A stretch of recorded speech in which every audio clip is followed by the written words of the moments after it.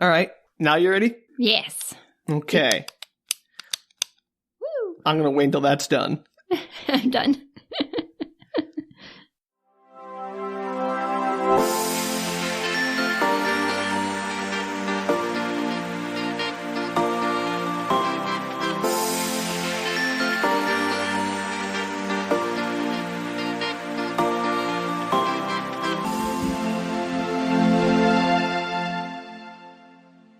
Hello, and welcome to Book Retorts. Woo-hoo. I'm Sam. I'm Danielle. And this is a podcast about sharing your weird media finds with your friends.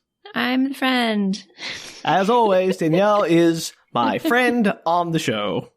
And not in real life. As far as everyone listening knows, that might be the case because we only exist for them in the context of the show. We are otherwise disembodied voices, amorphous, creepy, amorphous, incorporeal beings that exist only in their ears. We could be. Maybe it's the future, and the future is now.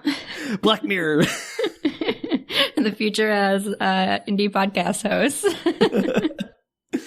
So, usually we'll have a new piece of media, but today, Danielle, we're continuing with part 2 of the Matt Ruff novel, Fool on the Hill. Fool on the Hill. Now, Danielle, you're going to have to help me, because I don't remember what happened last week, so can you please remind me and our lovely listeners about everything that happened in part 1 of Fool on the Hill? You absolutely know that I cannot do that, Sam. And yet I ask anyway. Hope springs eternal. Oh, gosh. Okay. As I mentioned to you earlier this week, Sam, I have not thought about this once in the intervening week, except for the song The Fool on the Hill has been in my head. Which will not help you.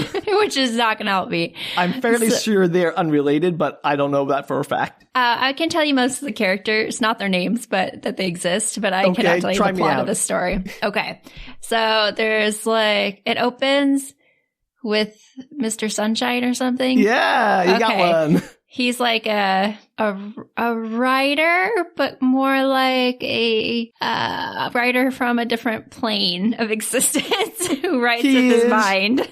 Quote unquote, a Greek original. Oh yeah, that. And he is writing apparently this story about the start of Cambridge University. Is that correct? I mean, Cambridge is a city in Massachusetts. But yeah, but what's the city? What's the university that gets built? Cornell. Oh, Cornell. That's right. I forgot. Cornell, whatever. And so he's writing this New York and Massachusetts are very different. He's writing this story about in his mind about this. I don't know. Not in his mind. He's writing reality. He's weaving reality. Yes, he's weaving reality into a story, and the story starts with the beginning of Cornell University on a hill. Yes, that's correct. Okay, so we have that, and then it kind of jumps ahead to this guy named maybe George. George is his last name. Okay, well, George is in it. His first name? Stephen, yes. Remember his middle name? Yeah. I'll give you a hint. There's a pun in here. Oh, Saint George, right? Yeah. Titus? There you go. You got it. Oh my gosh. 10,000 points to me, everybody. Stephen Titus George is his name, and he is a student at Cornell. No?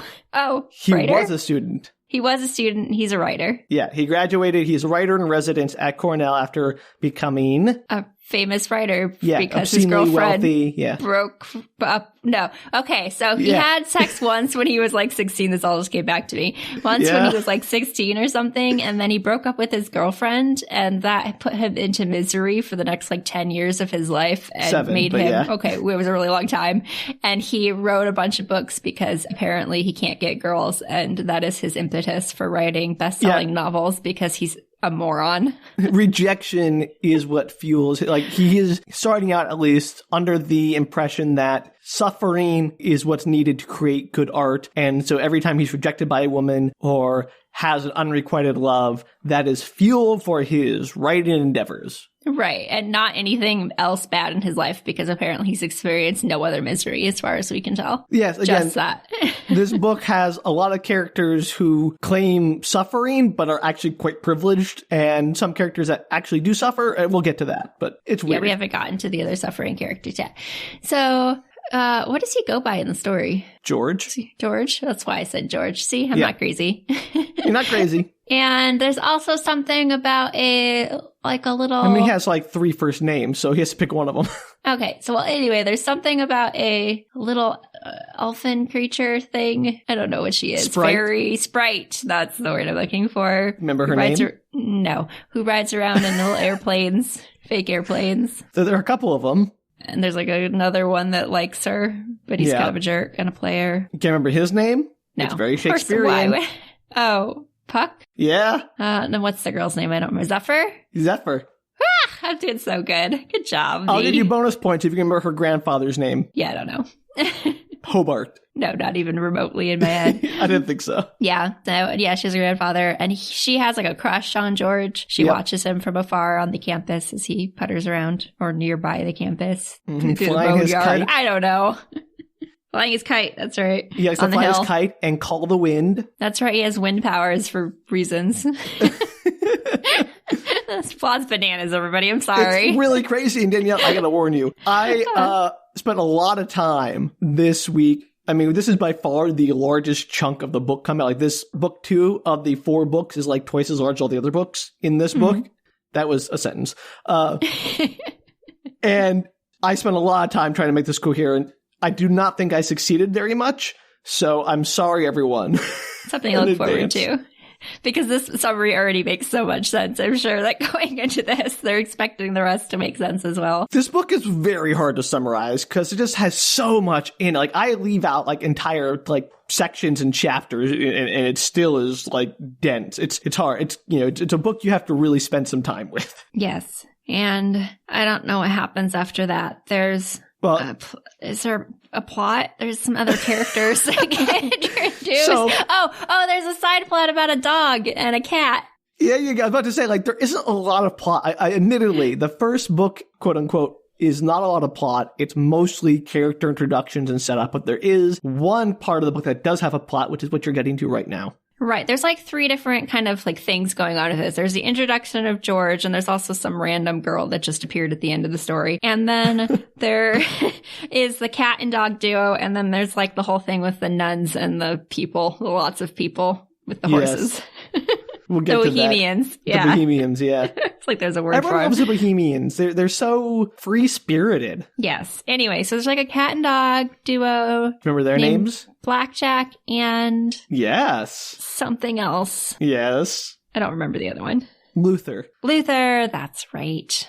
Sorry, I forgot. You remember that Blackjack is a... Cat? What kind of cat? It's your favorite kind. Makes. That's right. I said, with not much assurity. That was the like most uncertain answer you've ever given me. Blackjack is a street smart makes, everybody. Right. And he ends up going with Luther, who thinks, Luther's like, dog friend passed away. Yes, his mentor, his father figure, Moses. Right. He passed away. And so he thinks that he can go find his like spirit in heaven because he thinks he can smell heaven on the wind. Yes. And so he decides that he's going on this trip, and Blackjack kind of gets like, I don't know, stuck with him. Right, gets roped into like being his streetwise companion to try to keep him out of trouble. And so then they end up in like some kind of suburban nightmare, which is many a suburban area. And they're like dog catchers everywhere, and they're chasing everything around. And there's like a whole other group of purebreds. There's like a whole weird thing about purebreds versus mutts, as there are in all of our dog-like media. And... don't know why. Because we love seeing an allegory for human conflict in our animal friends. Absolutely. So there's like an entire group of purebred animals that live in the suburban nightmarescape where that they try to like chase them out of there. They kidnap they don't try to chase them out of there. They kidnap them and then they try to kill them. Oh yeah, they want to murder them hard. Yeah. Remember the leader's name? No. Dragon. Oh, dragon. That's right. It comes back. Come on. You got a lot of St. George illusions and dragons. Oh, okay. You know what? I remembered a lot of the characters. Give me a break. You did better than I expected so far. Way better than I expected so far. So there's dragon, and he like tries to kill them, but I don't know. They manage to escape and carry on on their Yes, merry remember what way. happens to Dragon and his posse? Ew, they all get like murdered by the crazy dog napper kid, Yeah. not dog people, the Dog catchers. catchers. That's what I'm looking for. Yeah, Yeah. They get tranked and they are not run catching over them. I'll by tell you them. what. No, it is horrifying. Yeah, it's terrible. Yeah, so that happens in that story. And they go on their merry way to heaven, which they find, maybe. We'll get to that. Can't quite remember. And then there's like some weird side plot going on about a girl. Oh, a girl that's like a woman, a fairy, a thing, a creature, a mythical being that's like traveling across the United States. She's walking there. Yes, you remember her name? No. It's Calliope, Danielle. Calliope. And then there's like some girl who George knows, but we didn't realize he knows until she shows up at the end. You gotta talk more about Calliope. All you said was she's a girl traveling across the country. Oh, I What said is she's she? like some weird mythical being that's like traveling across the country. Yes, but what is her modus operandi? I have no recollection of that whatsoever. She makes people fall in love with her, and she breaks their hearts to spur them to higher planes of excellence. She's like a weird muse. Yes, she's a muse. That's exactly Okay. what she is. I did not remember that at all. And so she's traveling towards Cordell. Yeah? Yes. She's on Okay. her next mission after breaking a mechanic's heart. That's right. Mechanic Yeah. art. And Do you remember the name of the other girl who was in fact real and not a mythical being? Sarah, no. Michelle, no. No. She has some weird name, doesn't she? Yes. And Sarah and Michelle are neither weird names. Pandora. Nope. I don't know, man. Just let me give you a hint, Danielle. Look north. Nordic. No. Look to the sky in the north. Oh, Aurora Borealis Smith. There it is. Stupid. The names of this make me mad. I think that's why I remember them, because they're all dumb. They're certainly creative, and they only get weirder. Yeah, they're not normal names. I think that's probably why I remember them. That helps. And But not like the 3 C's, which you'll never remember because they are very normal names. no, Chad, Cameron, Nope. and Corb, and I don't know. You got Sam. one. Anyway, 1 out of 3 is not bad. I won't tell you which one, though. it's Cameron. I know there's not a Chad and a Corbin. Okay. Oh, sure. Wolves, everybody. It's terrible. I'm gonna write They'll them haunt down. you I'm forever. gonna like put a note on my microphone. When you ask me, I can actually remember them. No, what fun is that? There is no fun in that. So anyway, last part of the plot, it's not really a plot. That's just the introduction of the Bohemian characters who are like I don't know. It's a group that doesn't follow the regular people. They're a counterculture group. Counterculture, that's the term I was looking for. And they they do like a Mecca trip every year to school on their horses. Which they were purchased by. The main guy who is the head of the Bohemians. You don't remember his name at all, do you? No. Lionheart. Lionheart. Richard. Ah, got it. Yeah. It's so good. Okay. It's like the Can best you thing name ever. any of the other Bohemians? Not a single one. Not even Ragnarok? No, sorry. Don't remember. Preacher? Miyoko? Fujiko? No. All right. I Aphrodite? kind of remembered they were there, but I didn't remember any of their names. Okay, cool. I can only keep track of main characters, Sam. This is very hard for me. These are all main characters, Danielle. This book is chock full of them. but they haven't been really introduced yet. Fair. So Lionheart's in charge of the Bohemians, and they all ride into this town where there's some nuns in a car that don't do anything. Yep. And I don't remember the conflict that ensues in this little town, but something Okay. in a police guy that doesn't do anything. Oh, they're Yep. bears. I was going to say the bears. You can't remember the bear cubs. There's some guys in this town that are kidnapping some bear cubs, and the Hunters, policeman's yep. like, do I have to do anything? Because he's a terrible policeman. Yep. And then the Bohemians arrive in town, and they're like, hey, no. Before the Bohemians arrive, there is a biker gang. Oh, yeah, the biker gang comes in. I don't remember what they do. Do they tell them to stop, get the bear cubs out? Well, they basically start harassing the hunters and like trying to free the bear cubs and causing mayhem and shooting out the windows in the stores in the street. Right, and then the Bohemians show up. Yes. And then the nuns are watching them from the car. No, the nuns are gone by this point. The nuns only are served to drive by to draw the attention of the bikers to the bear cubs. The nuns and the Methodists or something. Methodists are at the end. They're also irrelevant. I know, but I remember them, so I get to add them into the story. And so the Bohemians arrive. There's more chaos. They fight off the bikers, essentially. Sure. All that happens, and then what's her name shows up? Calliope? Does that show up now?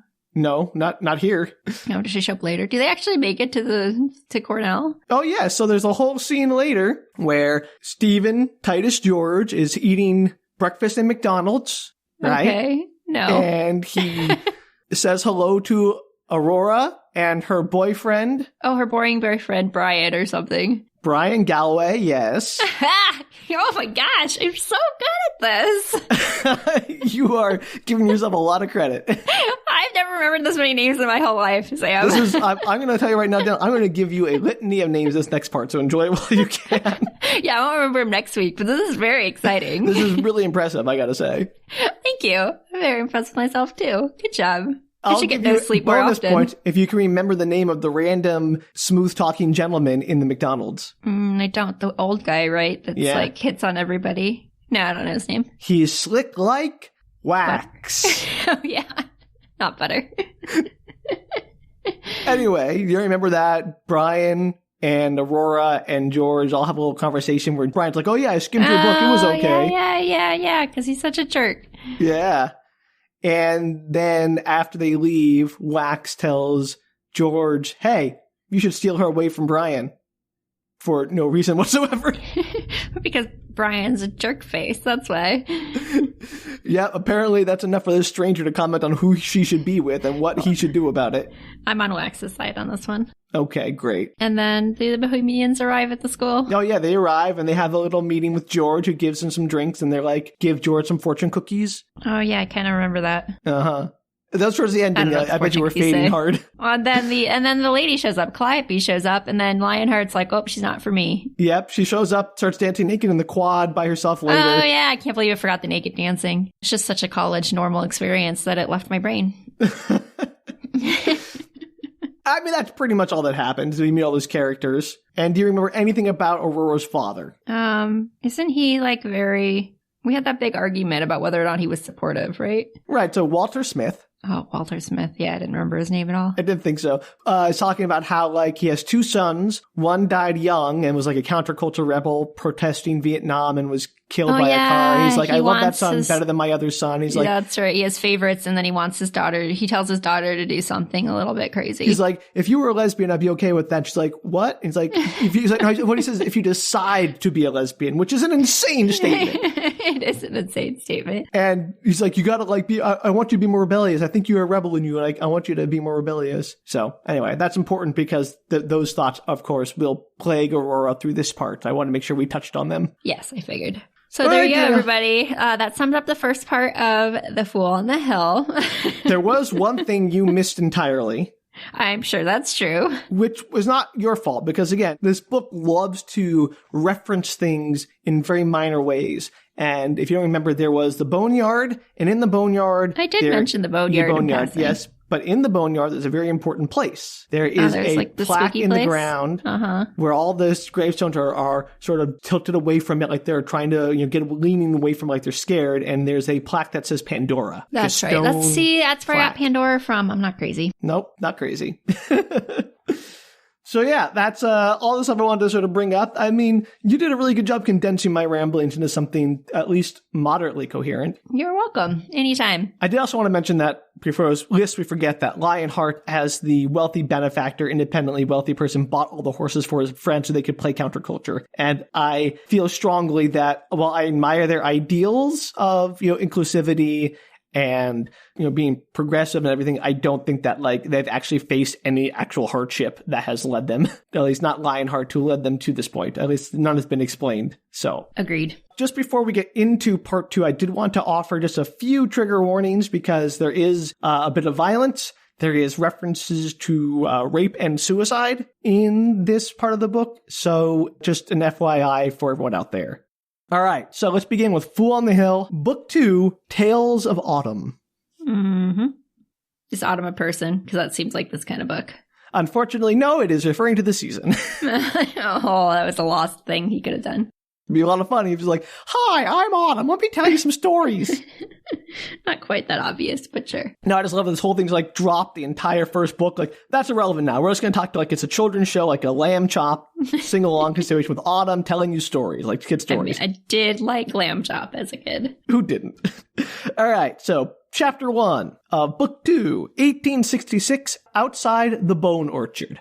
And we're going back in time. Yep, back to Ezra Cornell and Mr. Sunshine. Mr. Sunshine is dragging Ezra through the graveyard outside of town, which is called the Bone Orchard. But Mr. Sunshine thinks, that's a bit of a mouthful. I want to call it the Boneyard, because that sounds better. And I'm like, I disagree. Bone Orchard, way cooler than Boneyard. Like, Boneyard, Bone Orchard, that's got a ring to it. So, Mr. Sunshine, I'm beginning to doubt his writing prowess, because whoever picks Boneyard over Bone Orchard is a fool. Back me up here. I did. I agreed with you, Sam. Okay. I think Bone Orchard is a better name. It's much less common to use. Also, like, trees made of bones, like, it has these, is evocative of imagery. Anyway. Yes, so, it's better than Boneyard. I agree. I was very upset that they had Bone Orchard right there. He was like, I can get rid of that. So as they wander, Mr. Sunshine keeps saying inscrutable things like, the Black Knight will live near here in a black house. I wonder what I can do with him. And Cornell's just like, okay, sure. And just goes along with it. And that's the prologue. Okay. Black Knight living near there. The Black Knight. Yes. Uh-huh. So now we cut to the first week. George is getting ready to teach his first class, and he's filled with a sense of anticipation. He's a teacher? Yeah, he like teaches as an adjunct or something writing classes. Did I know that? No. Maybe. Okay. I might have mentioned it, but it really doesn't come up very much. Okay. I just wanted to make sure I hadn't missed some weird. I honestly kind of still thought he was a student. No, he definitely was. I mentioned he was a writer in residence, and I guess he also teaches occasionally like a 1 or 2 classes a year or something as, you know, a special guest professor or something. I don't know. I guess he has all the money and privilege, so they can give him teaching positions that someone else could use to actually make some money. Yes. I'm not bitter about academia at all. Clearly.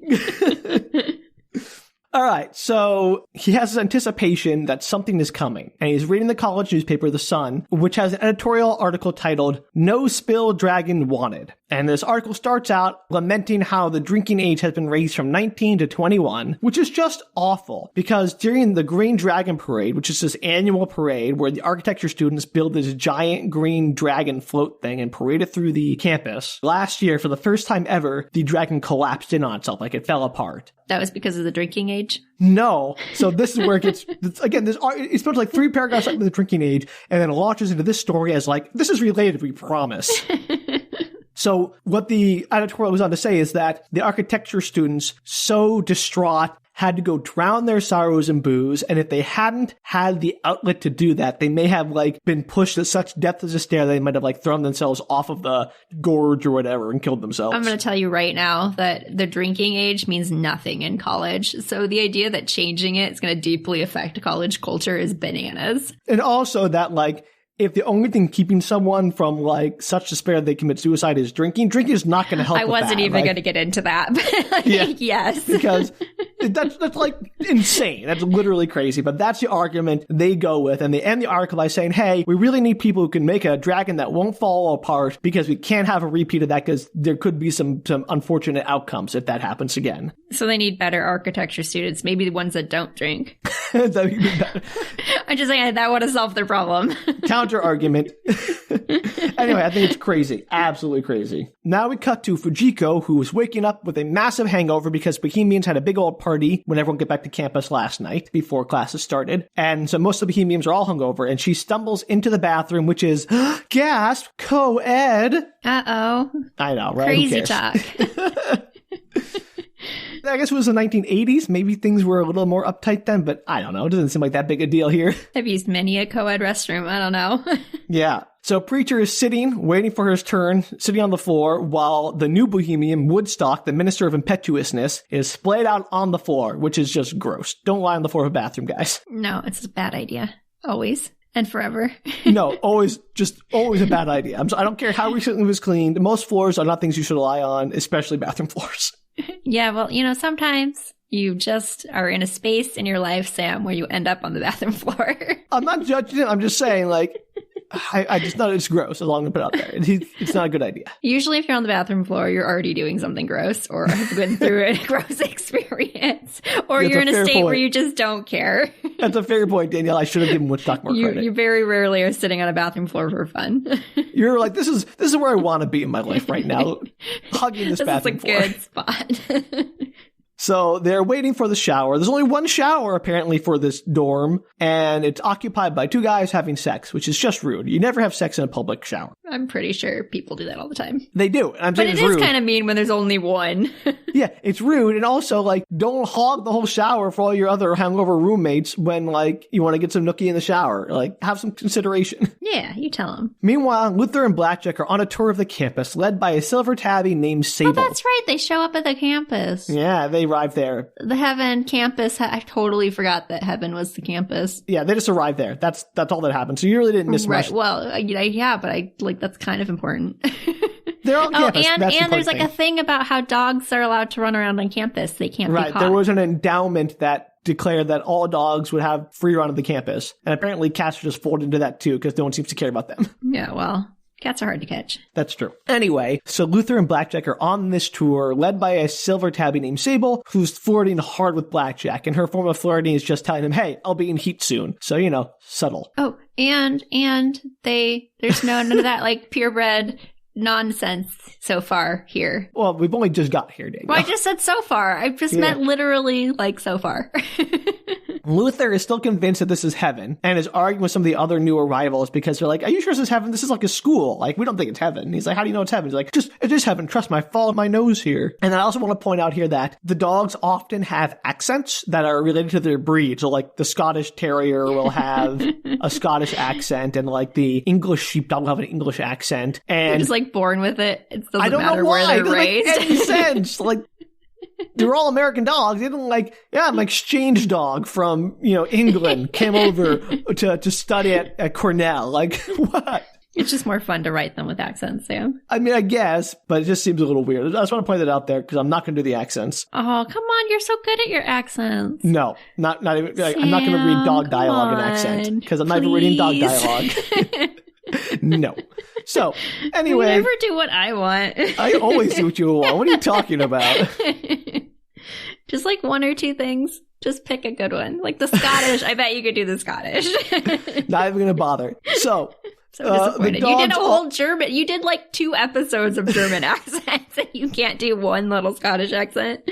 Danielle, we have so much to get through in this episode. Sorry, I cannot stress how much there is in this. I'm pretty sure our listeners really, really enjoy your accents. In fact, that's why they tune in. Maybe I'll do a bonus for that. So maybe check our Patreon. Perfect. All right, moving on. Maybe. No promises. I got it out of him. We're good, everybody. Nope. I promise nothing. Continue. So the dogs are telling Luther that this is a place of learning, a place of study, and it's where the dogs grapple with the 5 questions. The 5? Who, what, where, when, why, how, when?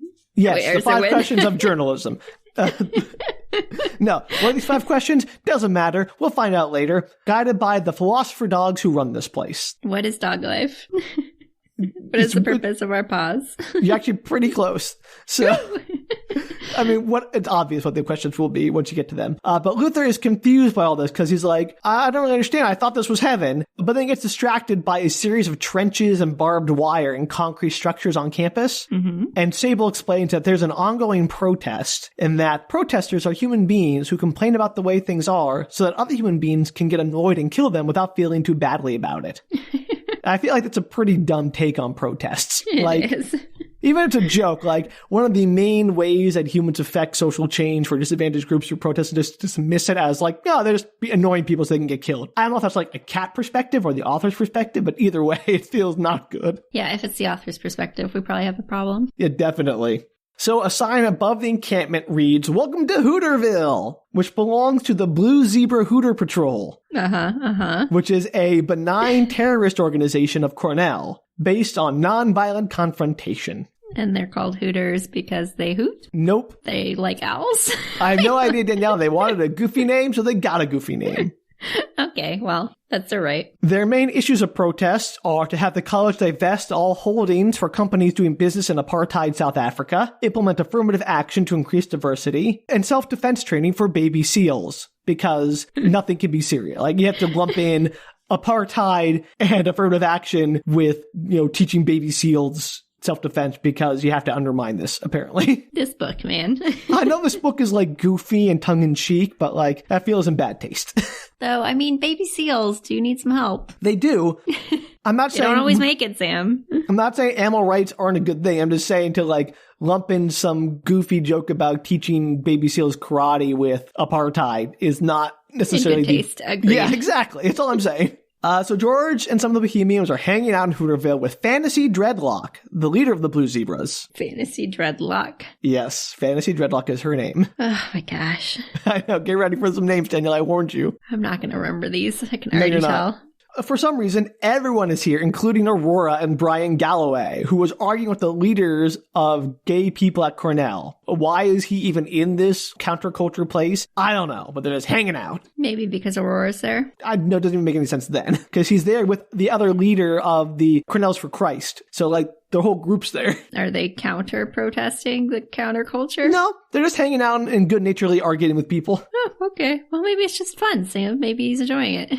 I guess so. And there's a long digression about the origin of Hooterville, which I will not go into because it doesn't matter. But suffice to say, the college agreed to it on a temporary basis, but then a $5 million grant from some alumnus conditioned on Hooterville being left alone basically allowed them to keep Hooterville. So again, privilege and money comes to the rescue of the counterculture people, which never happens in real life. I guess you don't agree with that.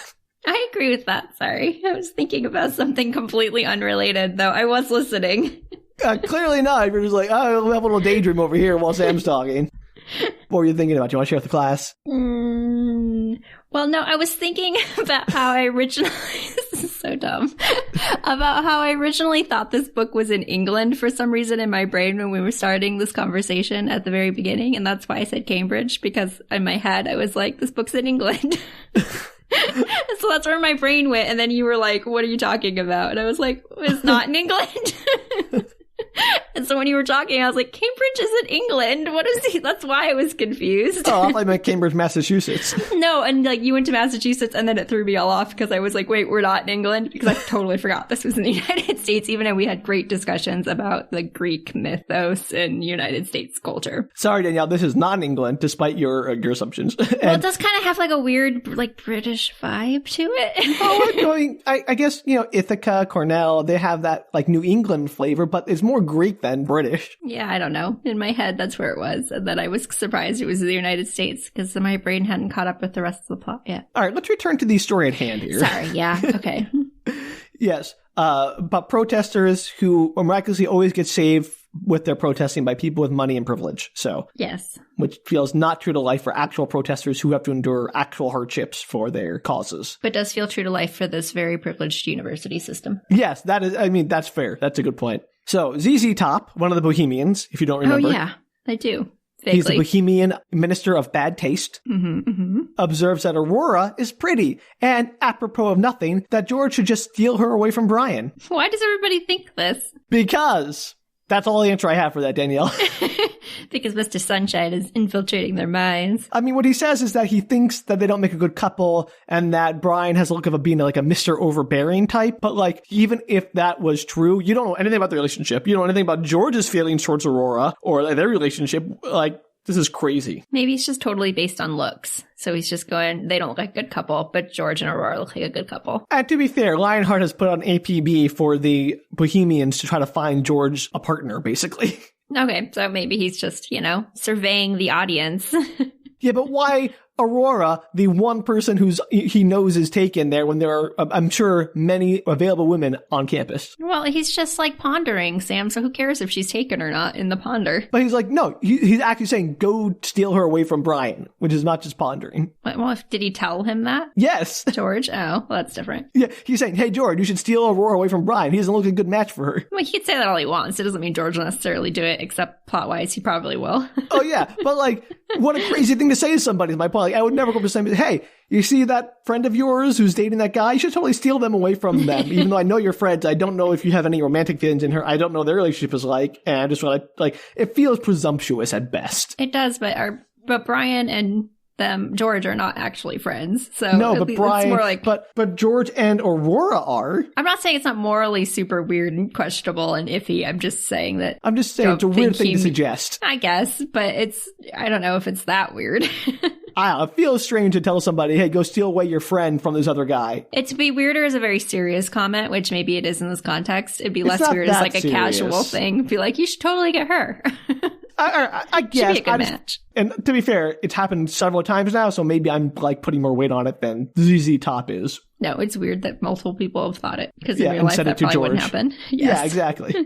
Anyway, suddenly they're interrupted by a spring-loaded cannon, which is located in the middle of the camp and is used for dispersing leaflets. The cannon goes off, showering everyone with white roses, and one lands in George's lap with a note that says, "To the daydreamer, I love you." And he is freaked out by the, like, what a coincidence, this could never happen by random. How'd that happen? I feel like this wouldn't, okay, that aside, I don't feel like in this modern day and age they would have a cannon that would shoot things. They don't even don't even do like the t-shirt guns anymore at events. Again, they won't let you throw candy at parades. 1980s, Danielle. I'm just saying, it's wild. It was a wild like time. 50 years ago. I know, crazy. The 50? How old are we, Sam? 40 years, okay. It was 40 years ago. Jeez. I'm just trying to make you feel old. The point is, I don't know, Danielle, if you're going to get upset about what they will and will not allow on campus, then trenches, concrete structures, and barbed wire encampment in the middle of campus is also something that they should probably not have on campus. I wasn't upset about it. I was just saying that the world is such a different place. Remember the time that we could have guns shoot flyers and roses out at people? I mean, that's fair. It has changed. Wild yes, time. The world is very different, Danielle. Remember the good old days, which aren't all that good? No, that's true. Continue on. So anyway, we cut back to Luther, who has become transfixed by the smell of heaven again, which is overwhelming him stronger, and he's rushing towards it with blackjack in tow. Is it a restaurant on campus? No. That'd be better. That'd be more like what a dog would run to, though. So that'd be more accurate. So elephant ears? They're selling elephant ears. That would smell like heaven to me, Danielle. I know, right? I mean, that's why you go to the fair. Corn dogs and elephant ears. What else is there, man? Or deep fried Oreos? Deep fried Oreos. I want to go to the fair. You have Midwestern in your blood, which means mostly mostly fairs. Mostly trans fats and deep fried oils. Fairs. Fair food is the best food. It's a combination of the grossest thing you'll ever have, but somehow also the best. Yes, exactly. See, Midwest knows how to party. I said before, Danielle, and I'll say it again, ambrosia salad is the worst salad. But ramen noodle salad's delicious, so, you know, they have that going for them. All right. I'm just going to move on. So, as Luther is running through Hooterville, he runs right up to George and he bowls him over and starts looking at him profusely because apparently George, having lived in Ithaca year-round for so long on the campus, is now suffused with the heaven scent. Okay, and are there lots of people that Yeah, I was going to say, like, why is no one else on campus? Like, there are janitors, there are administrators, there are, people who, do maintenance and professors who do summer research and there are people who live there a lot longer and none of them apparently smell like heaven except for George. That seems a very questionable plot point. It is very Mr. convenient. Ruff. Yes. But Luther is now convinced that George is like a saint or a seraph or something, some kind of angel or holy in some way. Now we skip to Puck, who is with his best friend Hamlet in a toy battleship modified to be drivable on a lake on campus. The ship is named Prospero. Why are they all Shakespearean names? I was going to say, we'll get to this in a minute. The names for the sprites make no sense. Some of them are weirdly like fantasy, like Zephyr and Hobart. And other ones are just pure Shakespeare, like Puck and Cobweb and Hamlet and Prospero. I don't know why. I have no answer for this, Danielle. It doesn't make any sense. It feels like someone just trying to make like, hey, look at all these things I've read and I know about. Maybe one of the parents of one of the sprites got into the library and was a book reader. Could be. Maybe one of them is like a Shakespeare fan. Exactly. Problem solved. So they're putting around, talking about Puck's love life, and Hamlet guesses that Puck hasn't been able to make up with Zephyr yet, partly on account of her infatuation with George, who, while he may be human, Hamlet observes, is on good terms with the wind, so probably not to be trifled with. But apparently Zephyr was coming around with Puck, but then learned that Saffron, the one Puck had a dalliance with, was going on the raid, whatever that is, with Puck. And she's like, uh-oh, I'm angry at you now again. And so Hamlet's like, Puck, why'd you do it in the first place? And Puck is like, well, we didn't have a firm commitment and I had urges. And Hamlet rightly is like, yeah. And Hamlet's like, rightly, that's very dumb. But that's about as smart as he gets in this book, because while he's smart to observe that Puck is being very stupid here, his advice is just keep being nice to Zephyr and she'll come around, or just chuck her and find someone else. So, good people all around. Well, to be fair, I mean, it's basically commit to one or commit to the other, so. It's not a bad idea to say, hey, fish or cut bait, but on the other hand, saying, she'll come around eventually and assuring him of that is nonsense. Yeah, I hope she doesn't. Oh, if only. So at this point, some kids on the shore of the lake just start throwing stones at the ship because they can see the ship, just not the sprites, because sprites are invisible to humans mostly, unless they're like in an altered state or dying. So Hamlet returns fire by having a catapult lift out of the deck of his ship and launch an egg at them. The egg is filled with some kind of child repellent goo that smashes one of the kids and he collapses screaming. So, that's good. There's not some weird rumor around campus about like child repellent eggs.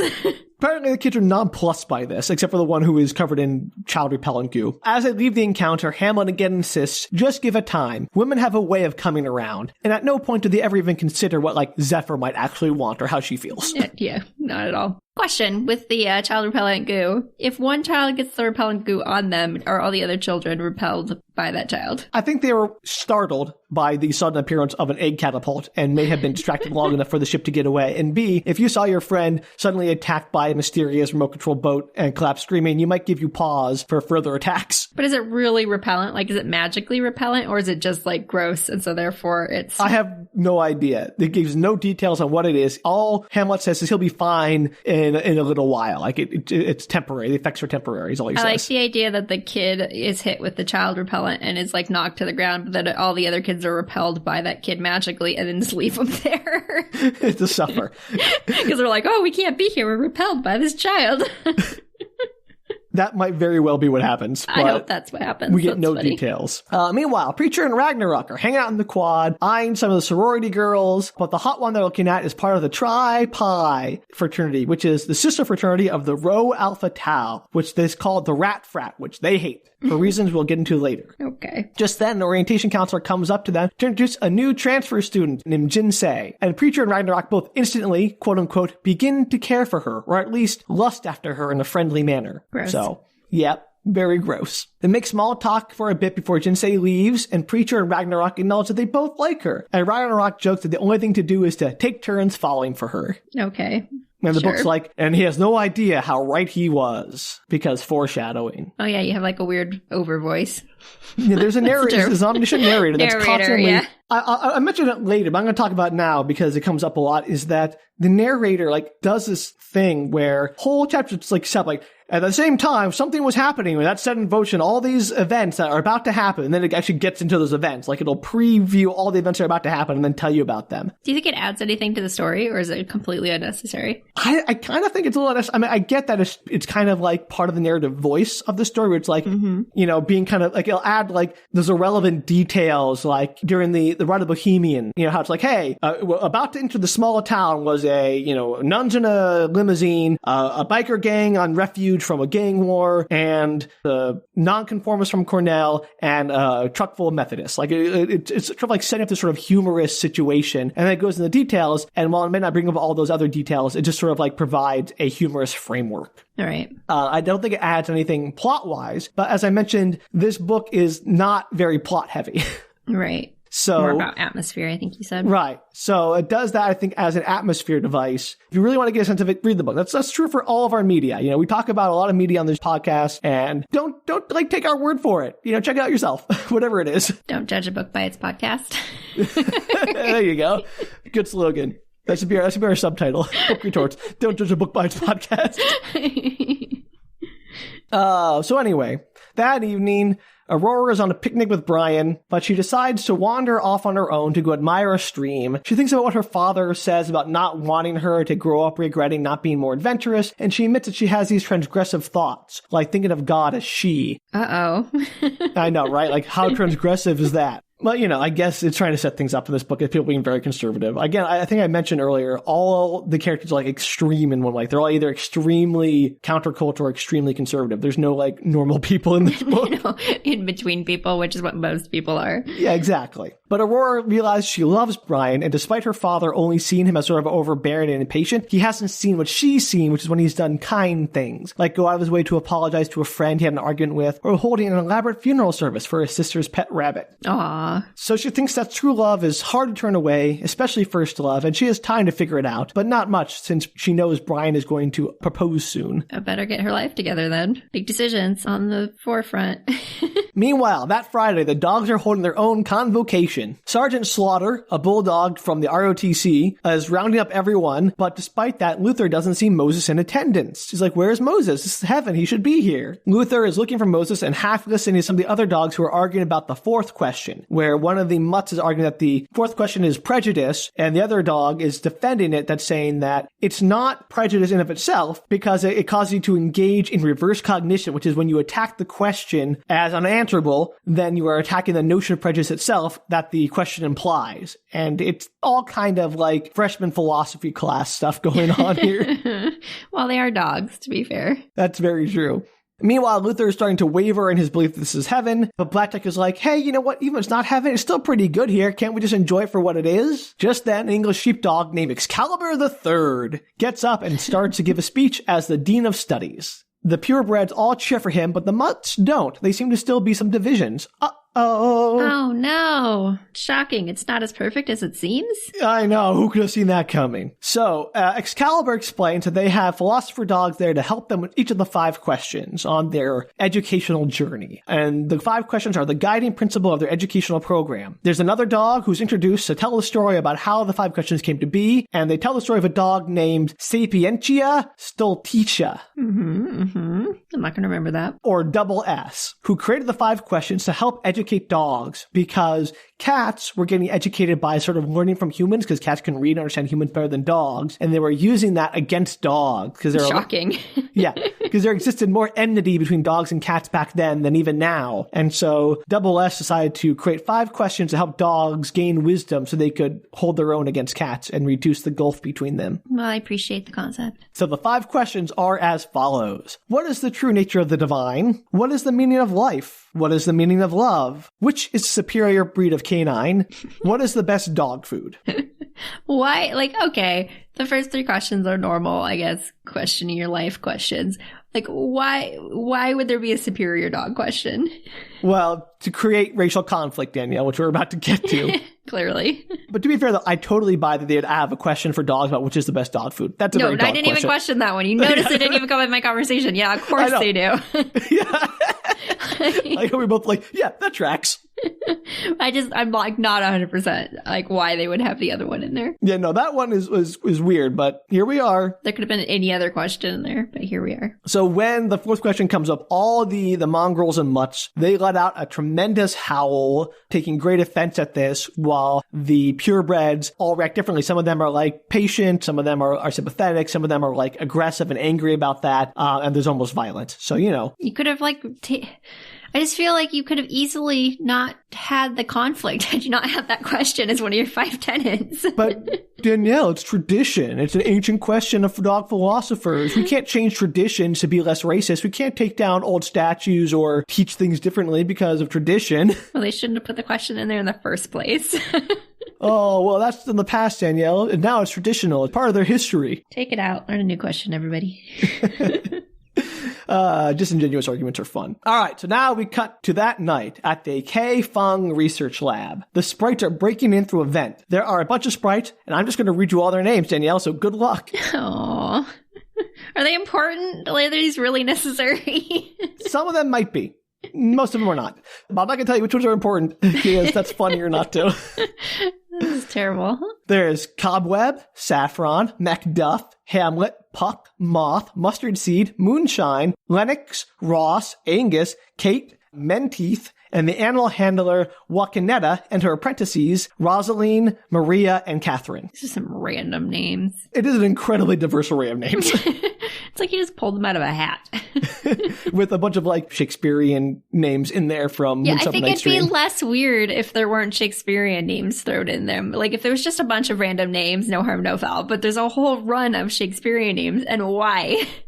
and to be fair, like most of them are like, oh, they'll be like the sprites from Midsummer's Night Dream, which makes sense. So they have like Cobweb and Mustard Seed and Puck and everything. But like Hamlet and Macduff, it just seems like a weird callbacks to some like, why bring in Macbeth and Hamlet? I don't know. It's weird. Anyway, Wakaneta warns them not to free anything too large unless they're trained in animal control, and they have at it. Opening cages and freeing animals. There is a spare moment where they consider that, hey, freeing animals that are domestic, like guinea pigs, and release them into the wild means you're just going to die from starvation because they have no survival skills. But they're like, they'll die anyway in the lab, so okay, doesn't matter.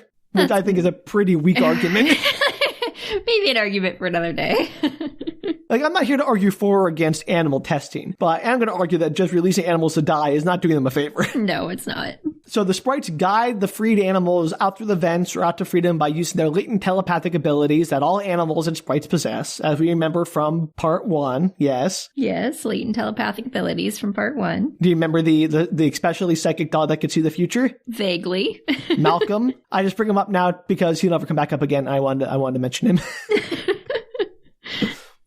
Don't you usually give dogs or creatures or humans the ability to see the future and then never use them again in your plots? All the time, Danielle, with everything that I've ever written. I'm pretty sure it's a common trope. It's so common, it's a cliche at this point. While Wakaneta is considering freeing some kittens, despite how dangerous they are to sprites due to their, being cats, Cobweb is showing off up on the top shelf for Saffron by doing backflips and popping locks open at the same time because, I guess he's horny. I mean, yes. His entire character is like that. Well, so this is Cobweb who paid Puck to watch him have sex with Saffron. Mm-hmm, mm-hmm. And now it's his turn, he thinks. So what a twisted web Cobweb weaves. A twisted cobweb, if you will. In doing so, he accidentally opens a cage of rats, like giant, massive Norwegian rats. And one of the rats lunges out and Thought screams at Cobweb, "I Thresh. Thresh ends you," before tearing into him and just killing him outright. Oh, wow, that was sad. And then his body fades from existence because sprites' bodies fade when they die, for whatever reason. Poor sprite. Cobweb.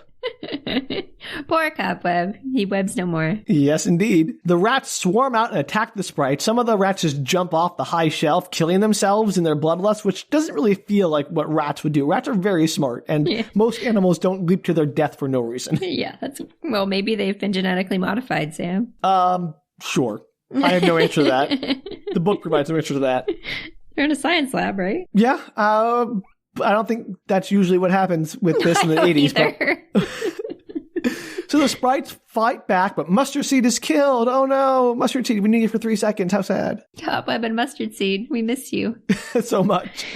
Wakaneta releases the kittens to fight off the rats, which does not go well because they're kittens against giant rats, and they immediately get set upon by the rats. That is so sad. What a terrible idea. There had to have been other animals to use. No, our guy's like, nah, these kittens can handle it. But apparently the kittens act as a distraction long enough for Puck and the others to use their crossbows to murder all the rats. Before all the kittens die. Except for Thresh, who escapes. And Thresh will come back. Or not. Maybe he goes the way Thresh of the definitely dog comes back. that sees the future. Malcolm. Sure. Okay. Doesn't matter, Sam. Nope, I'm going to keep pointing it out. However, Puck is too late to save Saffron, who is dying in a pool of her own blood. Oh no, Saffron. Before dying, she manages to say, "He's still alive. They buried him in the boneyard, but couldn't kill him. Pandora's box is opening soon." And then she dies without saying anything actually useful, as is tradition. Always.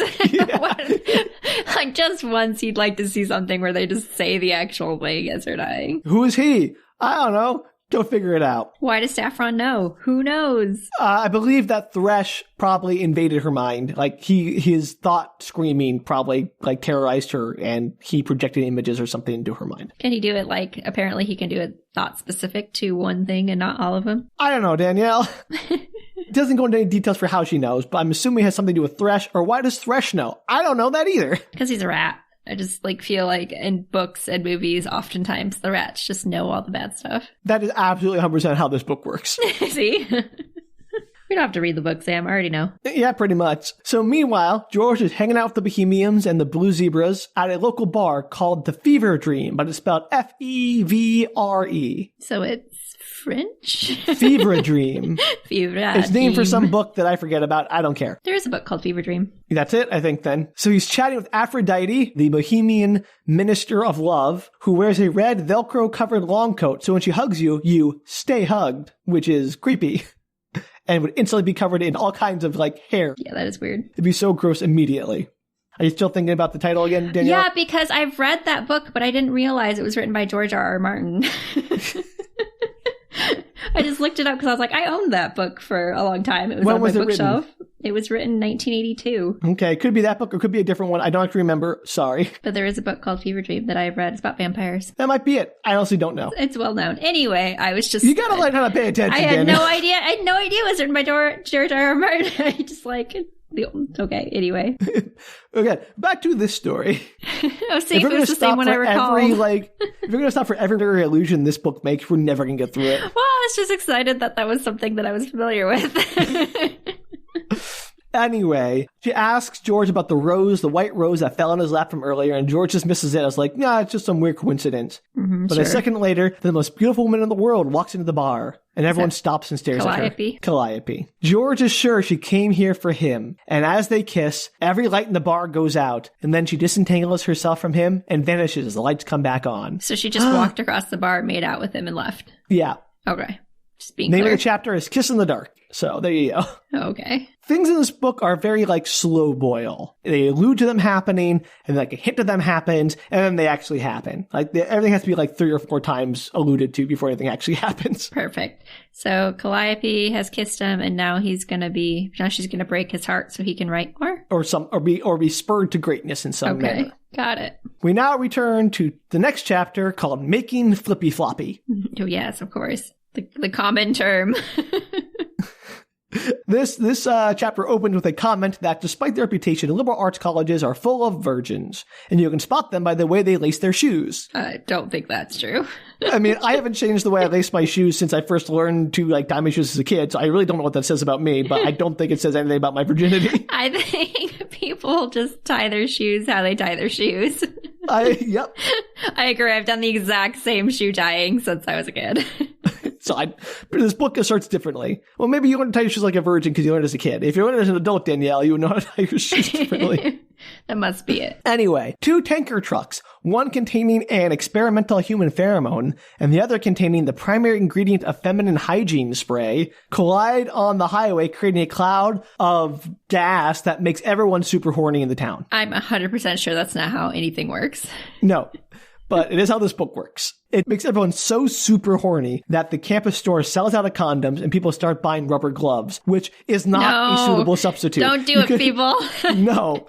There are so many reasons that's a bad idea. I won't even get into it because we don't have time, but no, just absolutely not. That is our moral lesson for the day. Not a moral lesson, that's just a life tip. That's a life tip, yeah. Do not do that. Do not substitute anything for a condom. Just use a condom. Crazy. Well, you know what? Your town wasn't infiltrated by horny drugs. Horny drugs. I don't know what else to call them. I mean, that's accurate. So George is sitting at home when Calliope appears in his living room, probably by climbing through a now open window, wearing nothing but a small silver whistle on a necklace, and they immediately go at it. Puck, meanwhile, is moping up in his home high in the rafters of Barton Hall. Zephyr comes to see him to console him. The funerals for the dead sprites had recently been concluded. At Saffron's funeral, her brother Laertes and Puck got into a duel, because, sure. But all Puck does is ask Zephyr, "Are you still mad at me about Saffron?" And she replies, "I don't want to be, especially after all that's happened, but I am. What you did hasn't changed," which, yes, what he did hasn't changed. And you don't have to feel bad about that, nor do you have to want to change it if you don't feel like you should. Agreed. Are they not affected by the random drugs? Apparently not. I guess they're human pheromones, Danielle, not sprite pheromones. Well, you never know. I don't know. There's a lot of, maybe a crossover there. She wants to have sex with the human, I mean. Kind of. I don't know, Danielle. I don't know, but apparently not. That's all I gotta say. Okay. So Zephyr suggests that to repair the relationship, they do something Hobart recommended, which is to pretend to be strangers and then meet up later. Like, okay, I'm gonna go to this bank and you come there and we'll pretend to be strangers and we'll start all over. And she's like, these strangers, they have to be very faithful. And Puck is like, there wouldn't be any problem with cheating, I'm sure. And I'm like, first, why? You haven't proven that you can't not cheat, for one. That's true. And also, does basically just ignoring the problem, pretending it doesn't exist, like, fix it? The answer to that is no. Does she like him? I guess she does, but she's also like mad at him. It's all weird. And she's also like, she realized that George now has a girlfriend in Calliope, and she's like, I guess I have to go back to Puck now. Are they girlfriend? I mean, she literally just appeared in town. Maybe it's been a few days. I don't know. The timeline makes no sense. Did she hear about them making out? How does she even know? Zephyr just knows, although she hasn't seen Calliope because Calliope doesn't want to be seen. She knows that George is occupied, is all we get it from that. Sure, whatever. I know. So that's what they do. They go and pretend to start the relationship over. Meanwhile, the dogs are getting ready to visit Lady Babylon, who is essentially like a doggy madam with her brothel, which is her litter. It's very weird. That seems questionable. It's very questionable. Luther is not feeling up to it because he's all sad about, like, maybe this isn't heaven. I saw all the discontent and he's like having second thoughts. But Rover, too bad, a dog who speaks with Jamaican Rasta accent, which is one I will definitely not be doing. Thank you very much. Tried to talk him into it. I have a question about the doggy brothel. Do they not get pregnant? I mean, I'm sure they do. Because that seems like it'd be a sure thing, almost, immediately. Yeah. It'd be a short-lived job. Well, I mean, you give birth and you're back at it, I guess. I know, but maybe they can keep having sex when they're pregnant. I don't know how that works with dogs. I mean, I imagine dogs, they go into heat and they can go at it, and then maybe like their cycle. I don't know, Danielle. I don't know. I have some questions about the doggy brothel. I don't have answers. I doubt the author has answers to those questions, Danielle. I think it was just put in there as like a thing. Right. Anyway, sorry. Continue on. You know, I get sidetracked by the weirdest things. And things that are not relevant at all. That was relevant. I'll give you that one. So Luther is moping around because he's having doubt. He's talking to Rover Too Bad. And that's when one of the other dogs makes a casually racist comment about like him being able to last longer than most dogs during sex because of his kind. It's like, what do you mean by my kind? But the other dogs are all off to go see Lady Babylon, and he does not get an answer from this person. He's like, oh no, I sense mange thoughts. How can this be heaven? Uh-oh. Yep, poor Luther. He wanted it to be perfect, and it's not. It's not. I feel bad for him. So we cut back to George, who is standing in his window naked. The house is in shambles, like utterly destroyed from their vigorous lovemaking, which sounds just like awful sex, like not fun ridiculous. Or comfortable. That's ridiculous. It's terrible. And he's worried that Calliope is too perfect. He knows that she'll like conform to his perfect ideal of a woman. Like he'll like everything that he likes, but not too much so that he can still have interesting conversations. And he's like, this all makes him doubt like how real she is. He demands to know what's the price of their relationship. Like, what is the price he'll have to pay for this fantasy that is Calliope? And she demurs, but says, you're already in love with me. Even if it meant your death, you can't deny your feelings. And George is like, will it mean my death? And she says, maybe. I'll teach you a few things, then leave, and you'll want to die, but he won't let you. You're caught in a story, but if it ends happily or in a nightmare is up to you. So, okay. So he knows that she's not, like, human? I don't know if she knows she's not human. She knows that, like, she is something fantastical that is planning to leave him to destroy him. Okay. Emotionally. And he's like, nah, I'm okay with that. And George is like, so, like, what, you're a prologue? And she's like, yep, that's it. And that's all he cares. He's like, sure, cool, good with that. You're a prologue. How would you like to be the prologue in somebody's life? I have no idea. But apparently that's enough for George. He just goes along with it, and that's the end of the chapter, make it flippy floppy. Well, you know what? He controls the wind. He's fine with weird, esoteric, odd things. One thing about this book is that the characters, I guess they're used to it in their world, but they accept the weirdest stuff just like as wrote. Like, yep, that makes total sense. What's flippy floppy? Is it a euphemism? It's definitely, it's supposed to be a euphemism for sex. I would 100% guarantee. Okay, just making sure I'm on the same page as the author. Look, There are so many pages in this book, Danielle, it'd be hard not to be. Funny. All right, next chapter. 2 houses. The Bohemians are on a diplomatic mission. There's a frat that wants to make them honorary members. Guess which frat it is, Danielle? The frat that was mentioned earlier? The rat one? The other one? The girl one? No. I don't know. It is the nerdiest frat ever, the Tolkien House. Oh. Well, how would I ever guess that, Sam?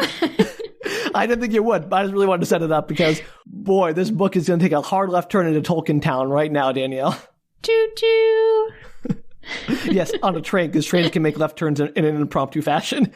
They're not on tracks or anything. It could be like a train that has more...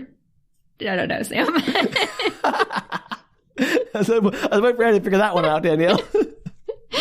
Oh, gosh. My brain's not working at full speed, much like this train would not be at full speed to make a left-hand turn that quickly. Okay.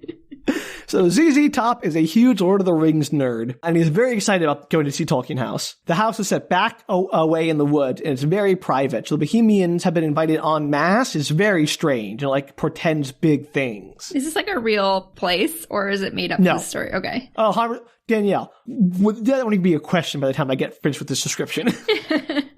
The house looks like a large stone fortress with towers and turrets, and the words inscribed on the cornerstones of Minas Anor and Minas Ithil. Okay. The main entrance is large double doors with the inscription Pedo Milan a Mino, which Top translates from whatever Tolkien language it is as say friend and enter, which is the famous riddle that he actually gets wrong. And I mean, I could be wrong here, but my memory is that it's speak friend and enter, which makes more sense as a riddle than say friend and enter, which is just an instruction.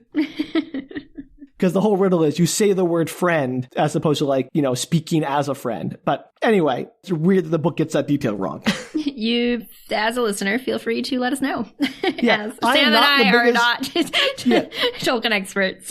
We're not big Lord of the Rings fans or experts, so I could be wrong about that, but that just seemed to be the thing that, like, wait, that doesn't, how is that a riddle? Say friend and enter is just a very clear instruction. Anyway, as they say friend, the doors swing open by themselves and they go inside. And inside the entry hall, there is a big sign that says Entry Hall and Michael Delving Matham Hole. And a Matham Hole is apparently a Hobbit library or museum. So we're getting really deep into the weeds here. Yes, apparently. Don't love that. And as Lionheart reaches for the doorknob into the Matham Hole, it opens by itself and they're welcomed inside by the 3 presidents of Tolkien House. They're Shen Han, Amos Noldorin, and Lucius Durand. So good luck, Danielle. Yeah, I'm not going to remember any of those. They're wearing robes because they're dressed like Tolkien nerds. And they each have a giant ring because, again, Tolkien nerds with a big gem in them. You're just going to finish every sentence with because Tolkien nerds. Danielle, this whole chapter could just be titled Because Tolkien Nerds. Which is, again, not a condemnation of Tolkien nerds, but these people, it feels like their entire personality is that they like a thing. And I have issues when you make your entire personality that you like a piece of work. It's fine to love something. I'm a big fan and a big nerd for lots of things, but if that's like the extent of your personality, then I find you quite dull. You should leave me out to dry on that one, aren't you? No, I agree. Oh, you are. I'm in so much trouble now. I don't disagree, Sam. I was thinking about Tolkien. Why? I was thinking about the Tolkien, like people that I know that like Tolkien. Is what I was We're all thinking of. wonderful people and have personalities that are greater than just liking Tolkien. Sure. Yes, absolutely. The people that Which I is know the that point I'm like getting Tolkien at. like other things as well. Yeah. Or like have interesting thoughts and stuff that aren't about Tolkien. They can talk about things that aren't Tolkien for, more than 10 minutes. Anyway, there are a bunch of artifacts from Tolkien's works in glass cases in this museum, except for one, which is lying on a pedestal at the exact center of the hall in a glass case is a broad, shining spearhead with no identification on it. So it's a mysterious object. Ooh. Yes, thank you, Danielle, for the... You were just going to ignore it, too. I was going to, Danielle, because, like... Your theremin impression is very good, but I don't know if you need this commentary. I love the things you choose to ignore.